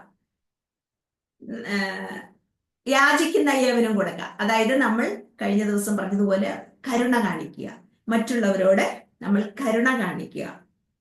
അടുത്തത് 29ാമത്തെ പോയിന്റ്, വായ്പ വാങ്ങുവാൻ ഇച്ഛിക്കുന്നവനെ ഒഴിഞ്ഞു കളയരുത്. 5:42 നിന്നോട് യാചിക്കുന്നവന് കൊടുക്കുക, വായ്പ വാങ്ങുവാൻ ഇച്ഛിക്കുന്നവനെ ഒഴിഞ്ഞു കളയരുത്. അപ്പൊ ചോദിക്കുന്നവർക്കെല്ലാം കൊടുക്കണം എന്നല്ല അവിടെ ഉദ്ദേശിക്കുന്നത്. അതായത് ഇപ്പൊ ഒരാൾക്ക് ഭക്ഷണത്തിനുള്ള വകയില്ല, അല്ലെങ്കിൽ ഒരു വസ്ത്രം ഇടുവാൻ ഇല്ല, ഇങ്ങനെയുള്ള ആവശ്യങ്ങൾക്ക് ഒരാൾ ചോദിച്ചു കഴിഞ്ഞാൽ നമ്മൾ കൊടുക്കാതെ ഇരിക്കരുത്. പക്ഷെ അവർക്ക് ആർഭാടത്തിന് വേണ്ടിയാണെങ്കിൽ കൊടുക്കണം എന്ന് ഇവിടെ പറയുന്നില്ല. പക്ഷെ ഒരാളുടെ ജീവസന്ധാരണത്തിന് വേണ്ടിയിട്ട് ആവശ്യമായ ഒരു ആവശ്യങ്ങൾക്ക് വേണ്ടിയിട്ട് നമ്മളോട് വായ്പ ചോദിച്ചാൽ ഒരിക്കലും കൊടുക്കാതിരിക്കരുത്, കൊടുക്കണം. അടുത്ത 5:44 ശത്രുക്കളെ സ്നേഹിപ്പിൻ, ഉപദ്രവിക്കുന്നവർക്ക് വേണ്ടി പ്രാർത്ഥിപ്പിൻ. ഒരിക്കലും കഴിയാത്ത ഒരു കാര്യമാണ് നമുക്ക് ശത്രുക്കളെ സ്നേഹിക്കാൻ. നമ്മെ ഉപദ്രവിച്ചവരെ നമുക്ക് എങ്ങനെ സ്നേഹിക്കാൻ കഴിയും? നമ്മെ ഉപദ്രവിച്ചവരെ നമുക്ക് ഒരിക്കലും, നിങ്ങൾ ദോഷത്തിന് പകരം ദോഷവും ശകാരത്തിന് പകരം ശകാരവും ചെയ്യാതെ അനുഗ്രഹം അനുഭവിപ്പാൻ വിളിക്കപ്പെട്ടവരായതുകൊണ്ട് അനുഗ്രഹിക്കുന്നവരായിരിക്കും. അനുഗ്രഹം അനുഭവിപ്പാൻ നമ്മളെ കർത്താവ് വിളിച്ചിരിക്കുക. കർത്താവിന്റെ അനുഗ്രഹം, സ്വർഗത്തിലെ സകല ആത്മീയ അനുഗ്രഹങ്ങളും തരുവാൻ വേണ്ടി കർത്താവ് നമ്മെ വിളിച്ചിരിക്കുക. അപ്പോ നമ്മൾ എന്ത് ചെയ്യും? നമ്മൾ ശത്രുക്കളായി തന്നെ കാണുന്നു. അപ്പോൾ എങ്ങനെ നമുക്ക് അനുഗ്രഹം ഉണ്ടാവും? അവർ ദോഷം ചെയ്യുമ്പോൾ നമ്മൾ തിരിച്ചു ദോഷം ചെയ്യുന്നു. അപ്പൊ പിന്നെ നമുക്ക് എങ്ങനെ അനുഗ്രഹം ഉണ്ടാകുന്നത്? ശത്രുക്കളെ സ്നേഹിപ്പിൻ, ഉപദ്രവിക്കുന്നവർക്ക് വേണ്ടി പ്രാർത്ഥിപ്പിൻ എന്നാണ് പറയുന്നത്. നമ്മെ ഉപദ്രവിക്കുന്നവര് അവർക്ക് വേണ്ടി പ്രാർത്ഥിക്കണം. അപ്പോ അവരെ നമുക്ക് ശത്രുവായി കാണാതെ പതുക്കെ നമ്മിൽ നിന്ന് അവരോടുള്ള ആ ഒരു ദേഷ്യവും ഇഷ്ടക്കുറവും വെറുപ്പും എല്ലാം മാറി അവരെ അനുഗ്രഹിച്ച് ആദ്യമൊക്കെ പ്രയാസമായിരിക്കും, ആദ്യമൊക്കെ വലിയ പ്രയാസമായിരിക്കും. എന്നെ ഇത്രമാത്രം ഉപദ്രവിച്ച വ്യക്തിയെ, ഞങ്ങളെ ഇത്രമാത്രം വേദനിപ്പിച്ച വ്യക്തിയെ എങ്ങനെ അനുഗ്രഹിക്കാൻ തോന്നും? അവരെ അനുഗ്രഹിക്കുമ്പോഴും നമുക്ക് തന്നെ ദൈവം അനുഗ്രഹം തരുന്നത്. അതാണ് അനുഗ്രഹിക്കുന്നവരായിരിക്കും. ആ അനുഗ്രഹം നമ്മുടെ മേല്, ദൈവത്തിന്റെ അനുഗ്രഹം നമ്മുടെ മേല് വരണമെങ്കിൽ നമ്മൾ അവരെ അനുഗ്രഹിക്കുന്നവരായിരിക്കണം. ഒരിക്കലും നിന്നെ അനുഗ്രഹിക്കുന്നവരെ ഞാൻ അനുഗ്രഹിക്കും, നിന്നെ ശപിക്കുന്നവരെ ഞാൻ ശപിക്കും എന്നാണ് അബ്രഹാമിനോട് ദൈവം പറഞ്ഞിരിക്കുന്നത്. അപ്പൊ അബ്രഹാമിന്റെ അനുഗ്രഹം നമ്മുടെ മേല് വരണം. ശത്രുക്കളെ സ്നേഹിപ്പിൻ, ഉപദ്രവിക്കുന്നവർക്ക് വേണ്ടി പ്രാർത്ഥിപ്പിൻ. ഉപദ്രവത്തിന് പകരോ തിന്മയ്ക്ക് പകരോ തിരിച്ചു കൊടുക്കുന്നില്ല, ഇല്ലേ? അവനൊരു മാനസാന്തരം വരണമെങ്കിൽ മാനസാന്തരം കൊടുക്കാൻ വേണ്ടിയിട്ടാണ് നമ്മൾ പ്രാർത്ഥിക്കേണ്ടത്. നമ്മൾ ഉപദ്രവിക്കുന്നവർക്ക് ഒരു മാനസാന്തരം ലഭിക്കാൻ വേണ്ടിയിട്ട് നമ്മൾ അവർക്ക് വേണ്ടി പ്രാർത്ഥിക്കണം. അപ്പൊ ഇവര് ദൈവത്തിന്റെ പുത്രന്മാരായി തീരുന്നു. അതുപോലെ അതെ, അടുത്ത പോയിന്റ് 5:48 നിങ്ങളും സൽഗുണ സമ്പൂർണരാകുവിൻ. എല്ലായ്പ്പോഴും നമ്മൾ സൽഗുണങ്ങൾ ചെയ്യുന്നവരായിരിക്കണം എന്നാണ് അതുകൊണ്ട് അർത്ഥമാക്കുന്നത്. അടുത്തത് 6-ന്റെ 1-ാം വാക്യം. 6-ന്റെ 1-ാം വാക്യത്തില് എന്തെങ്കിലും നീതിപ്രവൃത്തി മനുഷ്യർ കാണേണ്ടതിന് നിങ്ങളുടെ നീതിയെ അവരുടെ മുമ്പിൽ ചെയ്യാതിരിപ്പാൻ സൂക്ഷിപ്പിൻ, അല്ലാഞ്ഞാൽ സ്വർഗത്തിലുള്ള നിങ്ങളുടെ പിതാവിന്റെ പക്കൽ നിങ്ങൾക്ക് പ്രതിഫലമില്ല. നമ്മൾ എന്തെങ്കിലും നീതി പ്രവൃത്തി ചെയ്യുമ്പോൾ പലപ്പോഴും ഫ്ലെക്സ് അടിച്ചും പരസ്യപ്പെടുത്തിയും ഒക്കെ ഫേസ്ബുക്കിലിട്ടും ഒക്കെ പരസ്യപ്പെടുത്തിയാണ് നമ്മൾ മറ്റുള്ളവർക്ക് വേണ്ടിയിട്ട് നമ്മൾ നീതി പ്രവർത്തികളെല്ലാം ചെയ്യുന്നത്. ഫോട്ടോ എടുത്തും സോഷ്യൽ മീഡിയയിൽ ഇട്ടും എല്ലാമാണ് നമ്മൾ നീതി പ്രവർത്തികൾ ചെയ്യുന്നത്. പക്ഷെ അത് ദൈവത്തിന് സ്വർഗത്തിലുള്ള നിങ്ങളുടെ പിതാവിന്റെ പക്കൽ നിങ്ങൾക്ക് പ്രതിഫലമില്ല. അതിന്റെ പ്രതിഫലം ഇവിടെ തന്നെ കിട്ടിപ്പോയി. പിന്നെ ഇവിടെ പ്രതിഫലം കിട്ടിക്കഴിഞ്ഞാൽ പിന്നെ സ്വർഗത്തിൽ പ്രതിഫലം ഉണ്ടോ? ഇല്ല. ഇവിടെ പ്രതിഫലം കിട്ടിയില്ലെങ്കിൽ സ്വർഗത്തില് നമുക്ക് അതിനുള്ള പ്രതിഫലമുണ്ട്. അതുപോലെ പ്രാർത്ഥന 6-ന്റെ 3-ൽ പറഞ്ഞ കേട്ടോ, നീയോ ഭിക്ഷ കൊടുക്കുമ്പോൾ വീതികളിൽ പിതാവിന്റെ പക്കൽ നീയോ ഭിക്ഷ കൊടുക്കുമ്പോൾ നിന്റെ ഭിക്ഷ രഹസ്യത്തിലായിരിക്കേണ്ടതിന് വലം കൈ ചെയ്യുന്നത് എന്ത് എന്ന് ഇടം കൈ അറിയരുത്. രഹസ്യത്തിൽ കാണുന്ന നിന്റെ പിതാവ് നിനക്ക് പ്രതിഫലം തരും. നമ്മൾ ഔദാര്യ മാനസരാണ് എന്നുള്ള അതാട്ടോ അടുത്ത പോയിന്റ്. 6-ന്റെ 2 മുതൽ 4 വരെയുള്ള വാക്യങ്ങളാട്ടോ. നമ്മൾ മറ്റുള്ളവരെ സഹായിക്കുന്നവരാണ് എന്ന് മറ്റുള്ളവരെ ആരെയും അറിയിച്ചുകൊണ്ട് നമുക്കിത് ചെയ്യണ്ട. അതുകൊണ്ടാണല്ലോ മിക്കവാറും നമ്മൾ വിശ്വാസികളായ ആളുകൾ എത്രയോ സഹായങ്ങൾ മറ്റുള്ളവർക്ക് ചെയ്യുന്നു. അത് മറ്റാരും ലോകം ഒന്നും കാണുന്നില്ല. പക്ഷെ ലോകരെന്തെങ്കിലും ഒരു സഹായം ആർക്കെങ്കിലും കൊടുത്തു കഴിഞ്ഞാൽ അതെല്ലാം പരസ്യപ്പെടുത്തിയിട്ടാ, ടിവിയിലും ഒക്കെ പരസ്യപ്പെടുത്തിയിട്ടാ ചെയ്യുന്നത്. പക്ഷെ നമുക്കുള്ള പ്രതിഫലം സ്വർഗത്തിലാകൊണ്ട് നമ്മളത് മറ്റുള്ളവരെ കാണിച്ചല്ല എന്തെങ്കിലും സഹായങ്ങളൊക്കെ ചെയ്യുന്നത്. അതിനുള്ള പ്രതിഫലം നമുക്ക് ദൈവം തരും. അടുത്തത് ജാതികളെ പോലെ ജൽപ്പനം ചെയ്യരുത്. 6-ന്റെ 5. നമ്മൾ പ്രാർത്ഥിക്കുമ്പോൾ ജാതികളെ പോലെ ജൽപ്പനം ചെയ്യരുത്. കുറേ വാക്കുകള് ഇങ്ങനെ എന്താന്ന് പോലും അറിയാൻ പാടില്ലാതെ ഇങ്ങനെ പറയുന്നുണ്ട്. ഒരപ്പച്ചൻ ഇങ്ങനെ പ്രാർത്ഥിക്കുമ്പോ കുറേ വചനങ്ങൾ ഇങ്ങനെ ദൈവത്തെ പഠിപ്പിക്കുക. ഇങ്ങനെ ഇന്നടത്ത് പറഞ്ഞിട്ടുണ്ടല്ലോ, അത് നിനക്കറിയാമോ? ഇത് ഇന്നത് പറഞ്ഞിട്ടുണ്ടല്ലോ, അത് നിനക്കറിയാമോ എന്ന് ചോദിച്ചുകൊണ്ട് ദൈവത്തെ പഠിപ്പിക്കുക ചെയ്യുന്നത്. കുറെ വചനങ്ങൾ ഇങ്ങനെ വിളിച്ചു പറയും. അതല്ല പ്രാർത്ഥന എന്ന്. നമ്മുടെ പ്രാർത്ഥന ദൈവസന്നിധിയിൽ നമ്മൾ പ്രാർത്ഥിക്കുമ്പോൾ നമ്മുടെ വാക്കുകൾ ഒക്കെ നമ്മൾ ശ്രദ്ധയോടെ ഉപയോഗിച്ച് ജാതികളെ പോലെ ജൽപ്പനം ചെയ്യാതെ സൂക്ഷിച്ച് ഒക്കെ കാര്യം നമ്മൾ പറയും, നമുക്ക് അത്ര പ്രാർത്ഥിക്കാനൊന്നും അറിയത്തില്ല, അതൊക്കെ ദൈവം കേട്ടോളും, നമ്മൾ തന്നെ പഠിച്ചിട്ട് വന്നിട്ടാണോ പ്രാർത്ഥിക്കുന്നത് എന്നൊക്കെ പറയും. പക്ഷെ പ്രാർത്ഥിക്കേണ്ടത് എങ്ങനെയെന്ന് വ്യക്തമായി നമുക്ക് വചനത്തിൽ തന്നിട്ടുണ്ട്. അപ്പൊ അതനുസരിച്ചായിരിക്കണം നമ്മൾ പ്രാർത്ഥിക്കേണ്ടത്. നമ്മുടെ പ്രാർത്ഥന എന്ന് പറയുന്നത് ആദ്യം ദൈവത്തെ സ്തുതിക്കുക, ദൈവം ആരെന്ന് അറിഞ്ഞ് ദൈവത്തെ സ്തുതിക്കുക. പിന്നെ എന്താണ്, നമ്മുടെ പാപങ്ങളെ ഏറ്റുപറയുക. പാപങ്ങളെ ഏറ്റുപറഞ്ഞിട്ട് പിന്നെ നമുക്ക് ദൈവം ചെയ്ത നന്മകളെ സ്തോത്രം ചെയ്യുക. പിന്നെ ദുഷ്ടന്റെ കണിയിൽ അകപ്പെട്ടു പോകാതെ വണ്ണം സൂക്ഷിക്കാനായിട്ട് പറയുക. ഇങ്ങനെയൊക്കെയാണ് പ്രാർത്ഥനയുടെ ആ ഒരു ലെവല് വരുന്നത്. നമ്മുടെ ആരാധന, നമ്മൾ ആരാധനയ്ക്ക് പോകുക എന്ന് പറയും. ആരാധനയ്ക്ക് പോവുകയാണെന്ന് ആണ് നമ്മൾ സാധാരണ പറയുന്നത്. ചർച്ചിൽ പോകുന്നതിന്, കൂട്ടായ്മ കൂടാനൊക്കെ പോകുന്നതിന് നമ്മൾ സാധാരണ പറയുന്ന ആരാധനയ്ക്ക് പോകുക എന്നാണ്. ഈ ആരാധനയ്ക്ക് പോകുമ്പോൾ ഉണ്ടല്ലോ, നമ്മൾ ചർച്ചിൽ കൂട്ടായ്മയ്ക്ക് പോകുമ്പോൾ ആ ശരിയായ രീതിയിൽ ദൈവം തന്നിരിക്കുന്ന ആ പ്രമാണം അനുസരിച്ച് നമ്മളൊന്ന് കൂടി നോക്കിക്കേ. അപ്പൊ അറിയാം നമുക്ക് ആ ദൈവ സാന്നിധ്യം അനുഭവിക്കുന്നത് എങ്ങനെയെന്ന്. നമ്മൾ സാധാരണ ചർച്ചിൽ ചെന്ന് കഴിഞ്ഞാൽ ചെയ്യേണ്ടത് ഇങ്ങനെയാണ്. ഇന്ന് ആരും ചെയ്യുന്നില്ല കേട്ടോ. ചെന്നാൽ ആ പാസ്റ്റർ ആ ചർച്ചില് അവിടെ മുട്ടുകുത്തിയിട്ട് എന്ത് ചെയ്യണം? സ്തുതിയും ആരാധനയും സ്തോത്രവും വ്യത്യാസമുണ്ട്. ഇത് മൂന്നും വ്യത്യാസമുണ്ട്. സ്തുതിക്കുക എന്ന് പറയുമ്പോൾ ആദ്യം ദൈവത്തിന്റെ ആ ഗുണഗണങ്ങൾ പറഞ്ഞിട്ട് ദൈവത്തെ സ്തുതിക്കണം. ഗുണഗണങ്ങൾ എന്ന് പറയുമ്പോൾ കർത്താവെ അങ്ങ് കരുണയുള്ളവനാണ്, കൃപയുള്ളവനാണ്, ദയവുള്ളവനാണ്, അലിവുള്ളവനാണ്, വിശ്വസ്തനാണ്, ഇങ്ങനെ ഓരോന്ന് പറഞ്ഞ് ദൈവത്തെ അങ്ങ് സ്തുതിക്കണം. അങ്ങനെ ഒന്ന് ചെയ്തു നോക്കാമെങ്കിൽ കാണാം നമ്മുടെ സഭായോഗങ്ങളിലെ വ്യത്യാസം തന്നെ നമുക്ക് കാണുവാനായിട്ട് കഴിയും. എല്ലാവരും ശാന്തമായിട്ടിരുന്നിട്ട് പാസ്റ്റർ അതിന് ഒരു ലീഡ് ചെയ്തിട്ട് എല്ലാവരും ദൈവത്തെ അങ്ങ് സ്തുതിക്കണം. സ്തുതി കഴിഞ്ഞിട്ട് നമ്മുടെ പാപങ്ങൾ അങ്ങ് ഏറ്റുപറയണം. നമ്മുടെ ഏതൊക്കെ തലത്തിലാണ് നമ്മൾ പാപം ചെയ്യുന്നത്?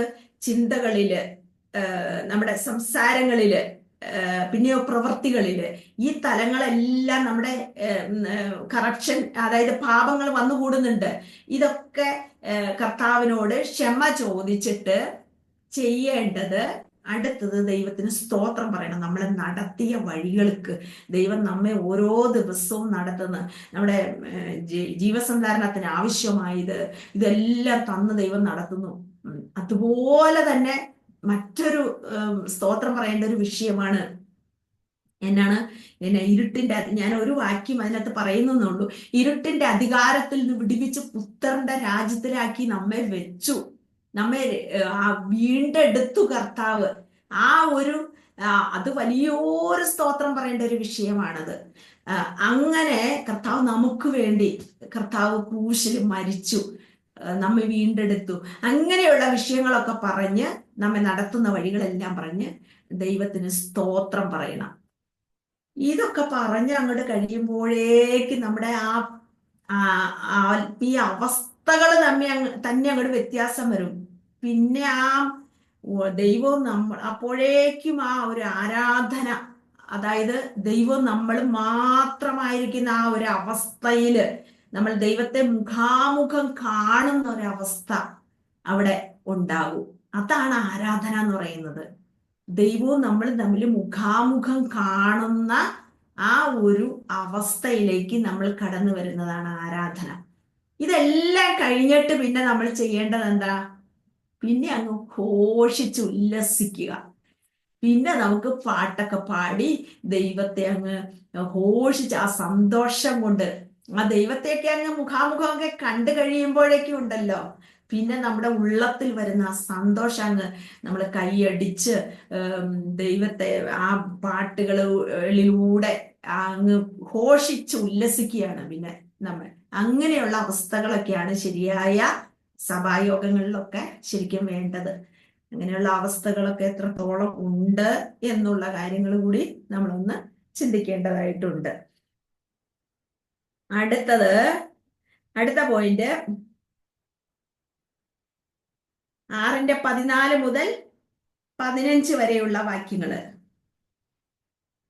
നിങ്ങൾ മനുഷ്യരോട് അവരുടെ പിഴകളെ ക്ഷമിച്ചാൽ സ്വർഗസ്ഥരായ നിങ്ങളുടെ പിതാവ് നിങ്ങളോടും ക്ഷമിക്കും. നിങ്ങൾ മനുഷ്യരുടെ പിഴകളെ ക്ഷമിക്കാഞ്ഞാലോ നിങ്ങളുടെ പിതാവ് നിങ്ങളുടെ പിഴകളെയും ക്ഷമിക്കുകയില്ല. ഈ ദാവീദിന്റെ പാപം നാഥാൻ പ്രവാചകൻ വന്ന് വെളിപ്പെടുത്തിയപ്പോൾ ദാവീദിന് എന്തുണ്ടായി? പാപബോധം ഉണ്ടായിട്ട് നാഥാൻ പ്രവാചകനോട് ദാവീദ് പറയുന്നുണ്ട്, ദൈവത്തോട് എനിക്ക് വേണ്ടി പ്രാർത്ഥിക്കണം എന്നുള്ള കാര്യം, എന്നോട് ക്ഷമിക്കുവാൻ പറയണം എന്ന് ദാവീദ് അവിടെ പറയുമ്പോ നാഥാൻ പ്രവാചകൻ പറയുന്നുണ്ട്, ദൈവം നിന്നോട് ക്ഷമിച്ചു കഴിഞ്ഞു എന്ന്. ഈ ദൈവം ക്ഷമിച്ചു എന്ന് പറയുമ്പോൾ ദൈവത്തിന്റെ, നമ്മൾ മാനസാന്തരപ്പെട്ടത് കൊണ്ടാണോ ദൈവം നമ്മുടെ പാപങ്ങൾ ക്ഷമിച്ചത്? പക്ഷെ അതിനു മുന്നേ തന്നെ നമ്മെ മാനസാന്തരത്തിലേക്ക് നയിച്ചത് എന്താ? ദൈവത്തിന്റെ ദയയാണ് നമ്മെ മാനസാന്തരത്തിലേക്ക് നയിച്ചത്. അപ്പോ നമ്മൾ മാനസാന്തരപ്പെട്ടപ്പോ ദൈവം അത് ക്ഷമിച്ചു തന്നു. അങ്ങനെ ഒരു വാക്യം ഉണ്ടല്ലോ റോമാലേഖനത്തില്,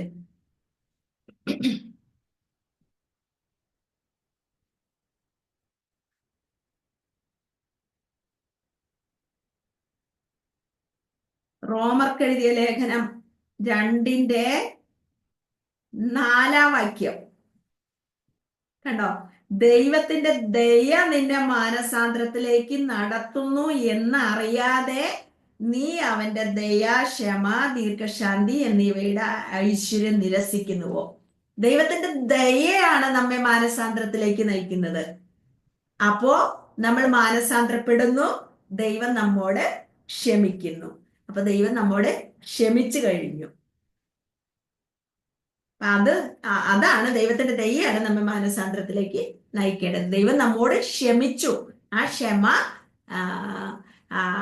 ആ ക്ഷമയാണ് മാനസാന്തരത്തിലേക്ക് നമ്മെ നയിക്കുന്നത്. മാനസാന്തരത്തിലേക്ക് നയിച്ചില്ല എങ്കിൽ നമ്മൾ ശിക്ഷയ്ക്ക് വിധേയമായി തീരുകയാണ് ചെയ്യുന്നത്.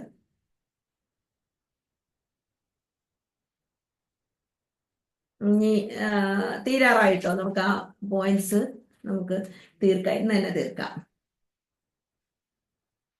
അടുത്ത പോയിന്റ് 6:16 മുതൽ 18 വരെ. 6:16 മുതൽ 18 വരെ. നിങ്ങൾ ഉപവസിക്കുമ്പോൾ നിങ്ങൾ കപട വ്യക്തിക്കാരെ പോലെ വാടിയ മുഖം കാണിക്കരുത്. അവർ ഉപവസിക്കുന്നത് മനുഷ്യർക്ക് വിളങ്ങേണ്ടതിന് മുഖം വിരൂപമാക്കുന്നു. അവർക്ക് പ്രതിഫലം കിട്ടിപ്പോയി എന്ന് ഞാൻ സത്യമായിട്ട് നിങ്ങളോട് പറയുന്നു.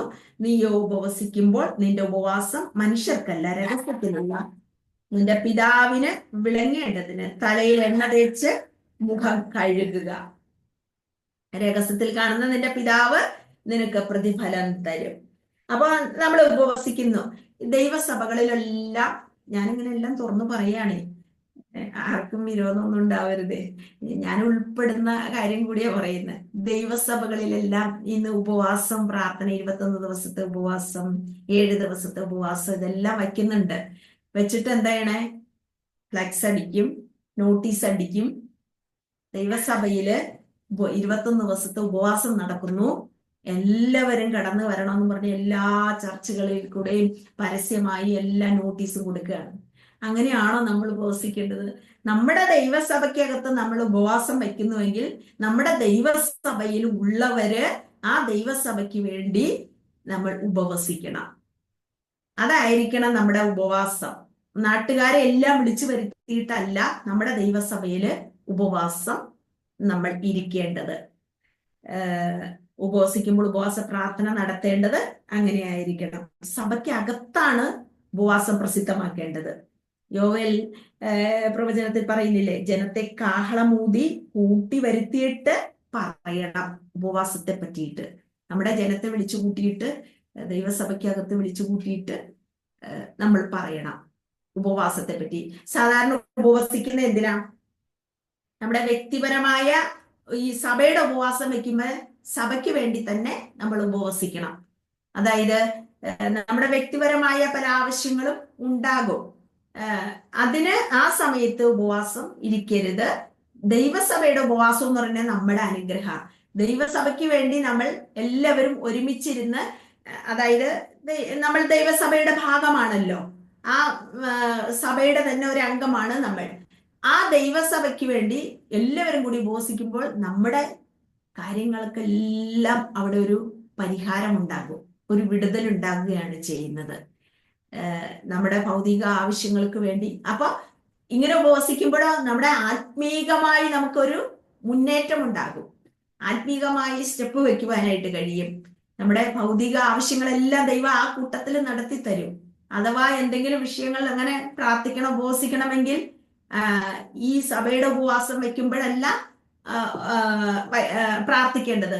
നമ്മുടെ ദൈവദാസനോടും ദൈവസഭയോടൊക്കെ പറയാം, നമുക്ക് ഇന്ന പ്രാർത്ഥനാ വിഷയമുണ്ട് എന്നുള്ള കാര്യം. അങ്ങനെ ഒരുമിച്ച് അവർ പ്രാർത്ഥിക്കുവാനായിട്ട് ഇടവരും. അപ്പൊ ഉപവാസം ഇങ്ങനെ ആയിരിക്കണം എന്നാണ് പറയേണ്ടത്. അപ്പൊ മണവാട്ടിയും കുഞ്ഞാടിന്റെ മണവാട്ടിയും കാന്തനും തമ്മിലുള്ള ഒരു രഹസ്യ ബന്ധമാണ് ഉപവാസം എന്ന് പറയുന്നത്. ദൈവവും ദൈവസഭയും തമ്മിലുള്ള ബന്ധമാണ് ഉപവാസം. അടുത്ത പോയിന്റ് 6:19 മുതൽ 21 വരെയുള്ള വാക്യങ്ങൾ. അതായത് പുഴുവും തുരുമ്പും കെടുക്കുകയും കള്ളന്മാർ തുരന്ന് മോഷ്ടിക്കുകയും ചെയ്യുന്ന ഭൂമിയിൽ നിക്ഷേപം സ്വരൂപിക്കരുത്. വാക്യം അറിയാലോ, ഞാൻ മുഴുവൻ വായിക്കുന്നില്ല. അപ്പോ നമ്മുടെ നിക്ഷേപം എവിടെയാണോ അവിടെയായിരിക്കും നമ്മുടെ ഹൃദയവും ഇരിക്കുന്നത്. നമ്മൾ ഈ ഭൂമിയിൽ കൂട്ടിവെക്കുന്നതിനേക്കാൾ ഉപരിയായിട്ട് സ്വർഗത്തിൽ കൂട്ടിവെക്കുന്നുവെങ്കിൽ അവിടെ നമുക്ക് അതിനുള്ള പ്രതിഫലം കിട്ടും. അതേസമയം കുടുംബത്തിന്റെ നിലനിൽപ്പിന് വേണ്ടിയുള്ളത് നമ്മൾ കരുതണം. അത് ചെയ്യാതിരിക്കരുത്. കുടുംബത്തിന്റെ ആവശ്യങ്ങൾക്ക് വേണ്ടിയുള്ളത് നമ്മൾ കരുതിയിരിക്കണം. ഒരു ദൈവ പൈതൽ അല്ലെങ്കിൽ ഒരു ദൈവദാസൻ കുടുംബത്തിന്റെ ആവശ്യങ്ങൾക്ക് വേണ്ടിയുള്ളത് കരുതണം. ഇതെന്നാന്ന് വെച്ചാൽ ഇത് നമുക്ക് ഇപ്പൊ നമ്മുടെ ആവശ്യങ്ങൾക്ക് വേണ്ടി ചോദിക്കരുതെന്നല്ല കേട്ടോ, ചോദിക്കണ്ട എന്നല്ല, മറ്റുള്ളവരോട് ചോദിക്കുന്നതിനേക്കാൾ ഉപരിയായിട്ട് നമുക്ക് കാര്യങ്ങൾ നടത്തുവാനായിട്ട് കഴിയും. അപ്പൊ സ്വന്തം കുടുംബത്തിന് വേണ്ടി കരുതാത്തവൻ വിശ്വാസം വിട്ടുകളഞ്ഞ ഒരു പാപിയേക്കാൾ അധമൻ എന്നാണ് പറയുന്നത്. പക്ഷെ നമുക്ക് ഇതിനേക്കാൾ വലിയൊരു സമ്പത്ത് നമുക്ക് സ്വർഗത്തിൽ ഉണ്ടായിരിക്കണം. അതായത് നമ്മുടെ കയ്യിൽ വരുന്ന പണത്തിന്റെ കൂടുതൽ പങ്കും നമ്മൾ എന്തിനു വേണ്ടി? ദൈവനാമത്തിന് വേണ്ടി ചിലവാക്കിയാൽ സ്വർഗത്തിൽ നമ്മുടെ നിക്ഷേപം ആയിരിക്കും. നമ്മുടെ ഹൃദയം ഇരിക്കുന്നിടത്താണ് നമ്മുടെ നിക്ഷേപവും ഉണ്ടാകുന്നത്. അപ്പോൾ സ്വർഗത്തിൽ നിക്ഷേപം ഉണ്ടെങ്കിൽ മാത്രമേ നമുക്ക് സ്വർഗത്തിൽ പോകാൻ താല്പര്യം ഉണ്ടാവുള്ളൂ. നിക്ഷേപം ഇരിക്കുന്നിടത്തേക്ക് പോകാനാണല്ലോ നമുക്ക് താല്പര്യം വരുന്നത്. അപ്പൊ നമ്മുടെ നിക്ഷേപം മുഴുവൻ ഭൂമിയിലാണെങ്കിൽ ഇവിടെ തന്നെ കഴിയാനാണ് നമുക്ക് ആഗ്രഹം. കർത്താവിന്റെ വരവിന് വേണ്ടി ആഗ്രഹിക്കുകയില്ല, കർത്താവിന്റെ വരവിന് വേണ്ടി നമ്മൾ നോക്കി പാർക്കുകയും ഇല്ല. ഈ ഭൂമിയിലാണ് നിക്ഷേപമെങ്കിൽ ഇങ്ങനെ കോഴി ചകയുന്നത് കണ്ടിട്ടില്ലേ? താഴോട്ട് തന്നെ നോക്കി നോക്കി നോക്കി നോക്കി നോക്കി ഇങ്ങനെ ചകഞ്ഞ് പോകും.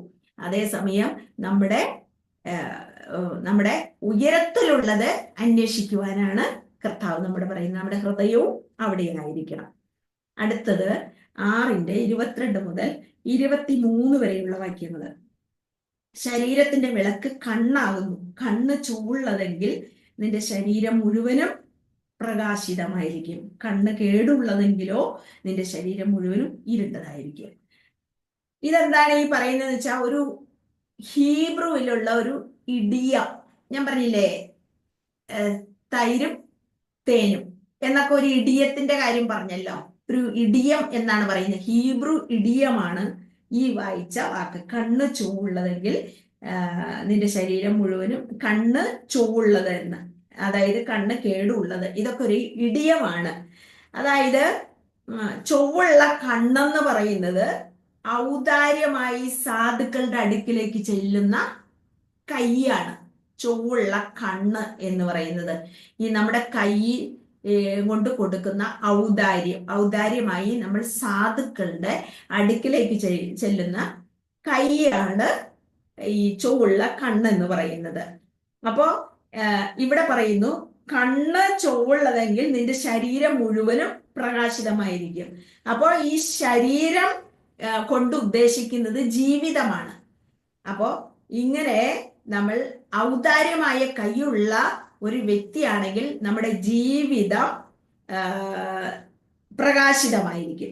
നമ്മുടെ ജീവിതം മുഴുവൻ പ്രകാശിതമായിരിക്കും എന്നാണ് പറയുന്നത്. അപ്പൊ അവിടെ കണ്ണ് കേടുള്ളതെങ്കിൽ എന്ന് പറയുന്നു.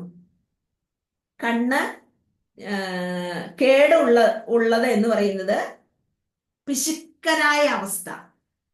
കണ്ണ് ചൊവ്വുള്ളത് എന്ന് പറയുന്നത് ഔദാര്യമുള്ള കൈ, സാധുക്കളുടെ അടുക്കിലേക്ക് ചെല്ലുന്ന ഔദാര്യമുള്ള കൈയാണ് അവിടെ ഉദ്ദേശിക്കുന്നത്. അങ്ങനെയെങ്കിൽ നമ്മുടെ ജീവിതം പ്രകാശിതമായിരിക്കും. കേടുള്ളത് എന്ന് പറയുമ്പോൾ പിശുക്കൻ്റെതായ അവസ്ഥ, ആർക്കും ഒന്നും കൊടുക്കില്ലാത്തതായ അവസ്ഥ. ഇങ്ങനെയുള്ളവരുടെ ജീവിതം മുഴുവൻ ഒരു സംതൃപ്തിയില്ലാത്ത ഒരവസ്ഥയായിരിക്കും. ഒരു സംതൃപ്തിയും അവരുടെ ജീവിതത്തിൽ ഉണ്ടാകുകയില്ല. ഉള്ളത് മുഴുവൻ ഞാനും എൻ്റെ ഭാര്യയും മക്കളും ആ ഒരു അവസ്ഥയിൽ ആണെങ്കിൽ നമുക്ക് ഒരു സംതൃപ്തിയില്ല. കൊടുത്തു കഴിയുമ്പോൾ എത്രയോ സംതൃപ്തിയല്ലേ, എത്രയോ സന്തോഷം നമ്മുടെ മനസ്സിന്. മറ്റുള്ളവർക്ക് നമ്മൾ കൊടുക്കുമ്പോൾ, മനസ്സോടെ നമ്മൾ ചെയ്യുമ്പോൾ, അപ്പോൾ അതായിരിക്കും നമുക്കൊരു സംതൃപ്തിയുള്ള ഒരവസ്ഥയായിരിക്കും, അല്ലെങ്കിൽ ഒരു സംതൃപ്തി ഇല്ലാത്ത ഒരവസ്ഥയായിരിക്കും.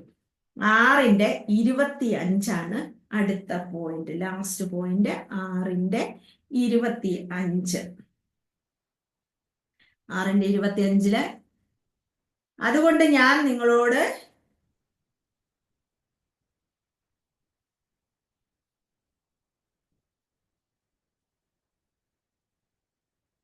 ഒന്നിനെ കുറിച്ചും വിചാരപ്പെടരുത്.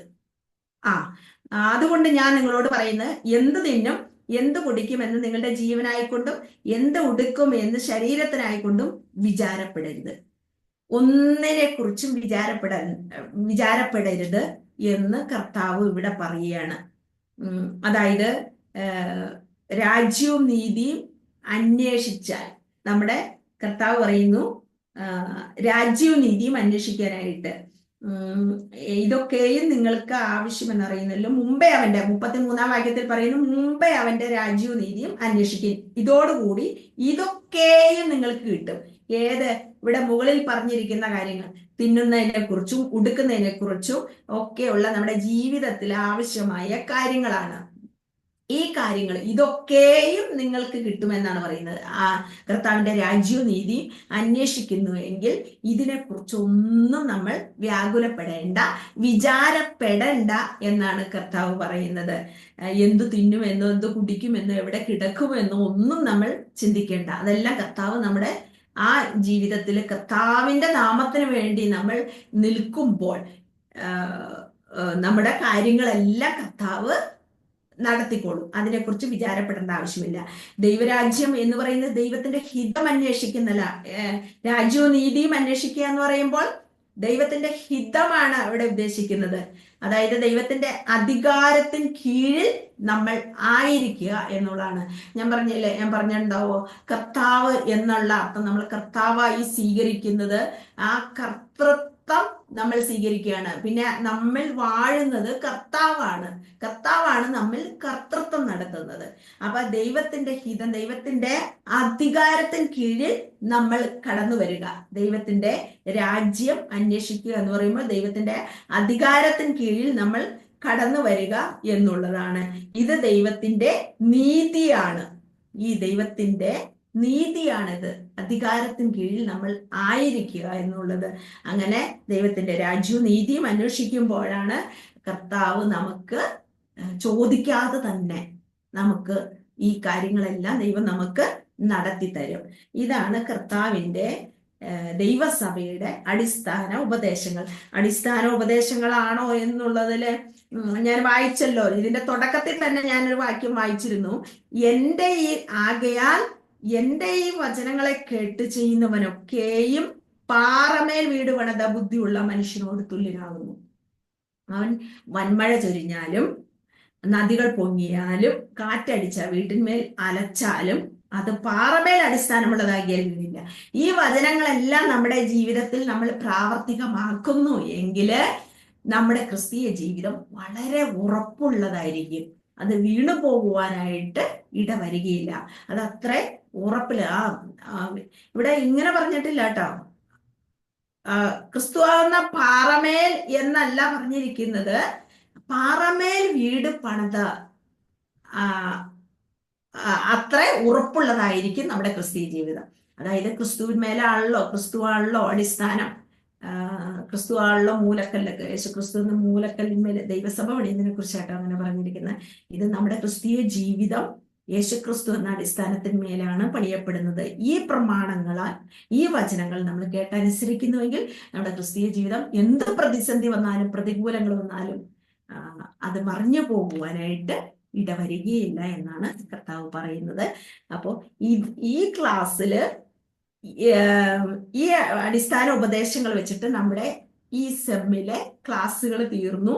ഇനി നമുക്ക് ദൈവം അനുവദിച്ചാൽ, കർത്താവ് അവസരം തന്നാൽ, കർത്താവിന്റെ മിനിസ്ട്രി ഉണ്ട്. കർത്താവ് ഈ സുവിശേഷങ്ങളിലൂടെ ഒന്ന് ഓടിപ്പോകുമ്പോൾ പല കാര്യങ്ങളെ കുറിച്ചിട്ടും കർത്താവ് എന്താണ് ഇങ്ങനെ പറഞ്ഞിരിക്കുന്നത് എന്നുള്ള അർത്ഥങ്ങൾ നമുക്ക് മനസ്സിലാക്കുവാനായിട്ട് കഴിയും. അതായത് ആ വിധവയൊക്കെ ഉണ്ടല്ലോ, നൈല്യ വിധവയൊക്കെ, ആ വിധവയുടെ പ്രത്യേകതയെക്കുറിച്ചും എന്തിനാണ് കർത്താവ് അവളോട് കരയണ്ട എന്ന് പറഞ്ഞതും, അങ്ങനെയൊക്കെ ഒത്തിരി കാര്യങ്ങൾ നമുക്ക് സുവിശേഷങ്ങളിലൂടെ ഓടിപ്പോകുമ്പോൾ ഒത്തിരി കാര്യങ്ങൾ പഠിക്കാനുണ്ട്. അതിനൊക്കെ കർത്താവ് അവസരം തന്നാൽ മാത്രം നമുക്ക് പഠിക്കാം. ഈ ക്ലാസ് ഇവിടെ വെച്ച് തീർക്കുകയാണ്. നമ്മുടെ anti, Abu sir, Shai sir ഒക്കെ ഇവരുടെ നിർദ്ദേശപ്രകാരമാണ് ഇന്നത്തെ ക്ലാസ് ഇവിടെ അവസാനിക്കുന്നത്. ഈ സെമ്മില് ഇത്രയും ക്ലാസ്സുകളെല്ലാം എല്ലാവരും വളരെ ശ്രദ്ധയോടെ കേട്ടിരിക്കും. എല്ലാവർക്കും പ്രയോജനപ്പെട്ടു എന്ന് തന്നെ ഞാൻ വിശ്വസിക്കുകയാണ്. അതിനായി കർത്താവിന് നന്ദി പറയുന്നു. ക്ലാസ് എടുക്കുവാൻ തക്കവണ്ണം എന്നെ ക്ഷണിച്ച ഇതിൻ്റെ ഡയറക്ടർ ആൻറ്റി, അബു സാറ്, പ്രിൻസിപ്പളായിരിക്കുന്ന ഷായ് സാറ്, എല്ലാവർക്കും ദൈവനാമത്തിൽ സ്തോത്രം പറയുന്നു. എല്ലാ സ്റ്റുഡൻസിനും നന്ദി രേഖപ്പെടുത്തുന്നു കർത്താവിന്റെ നാമത്തിൽ.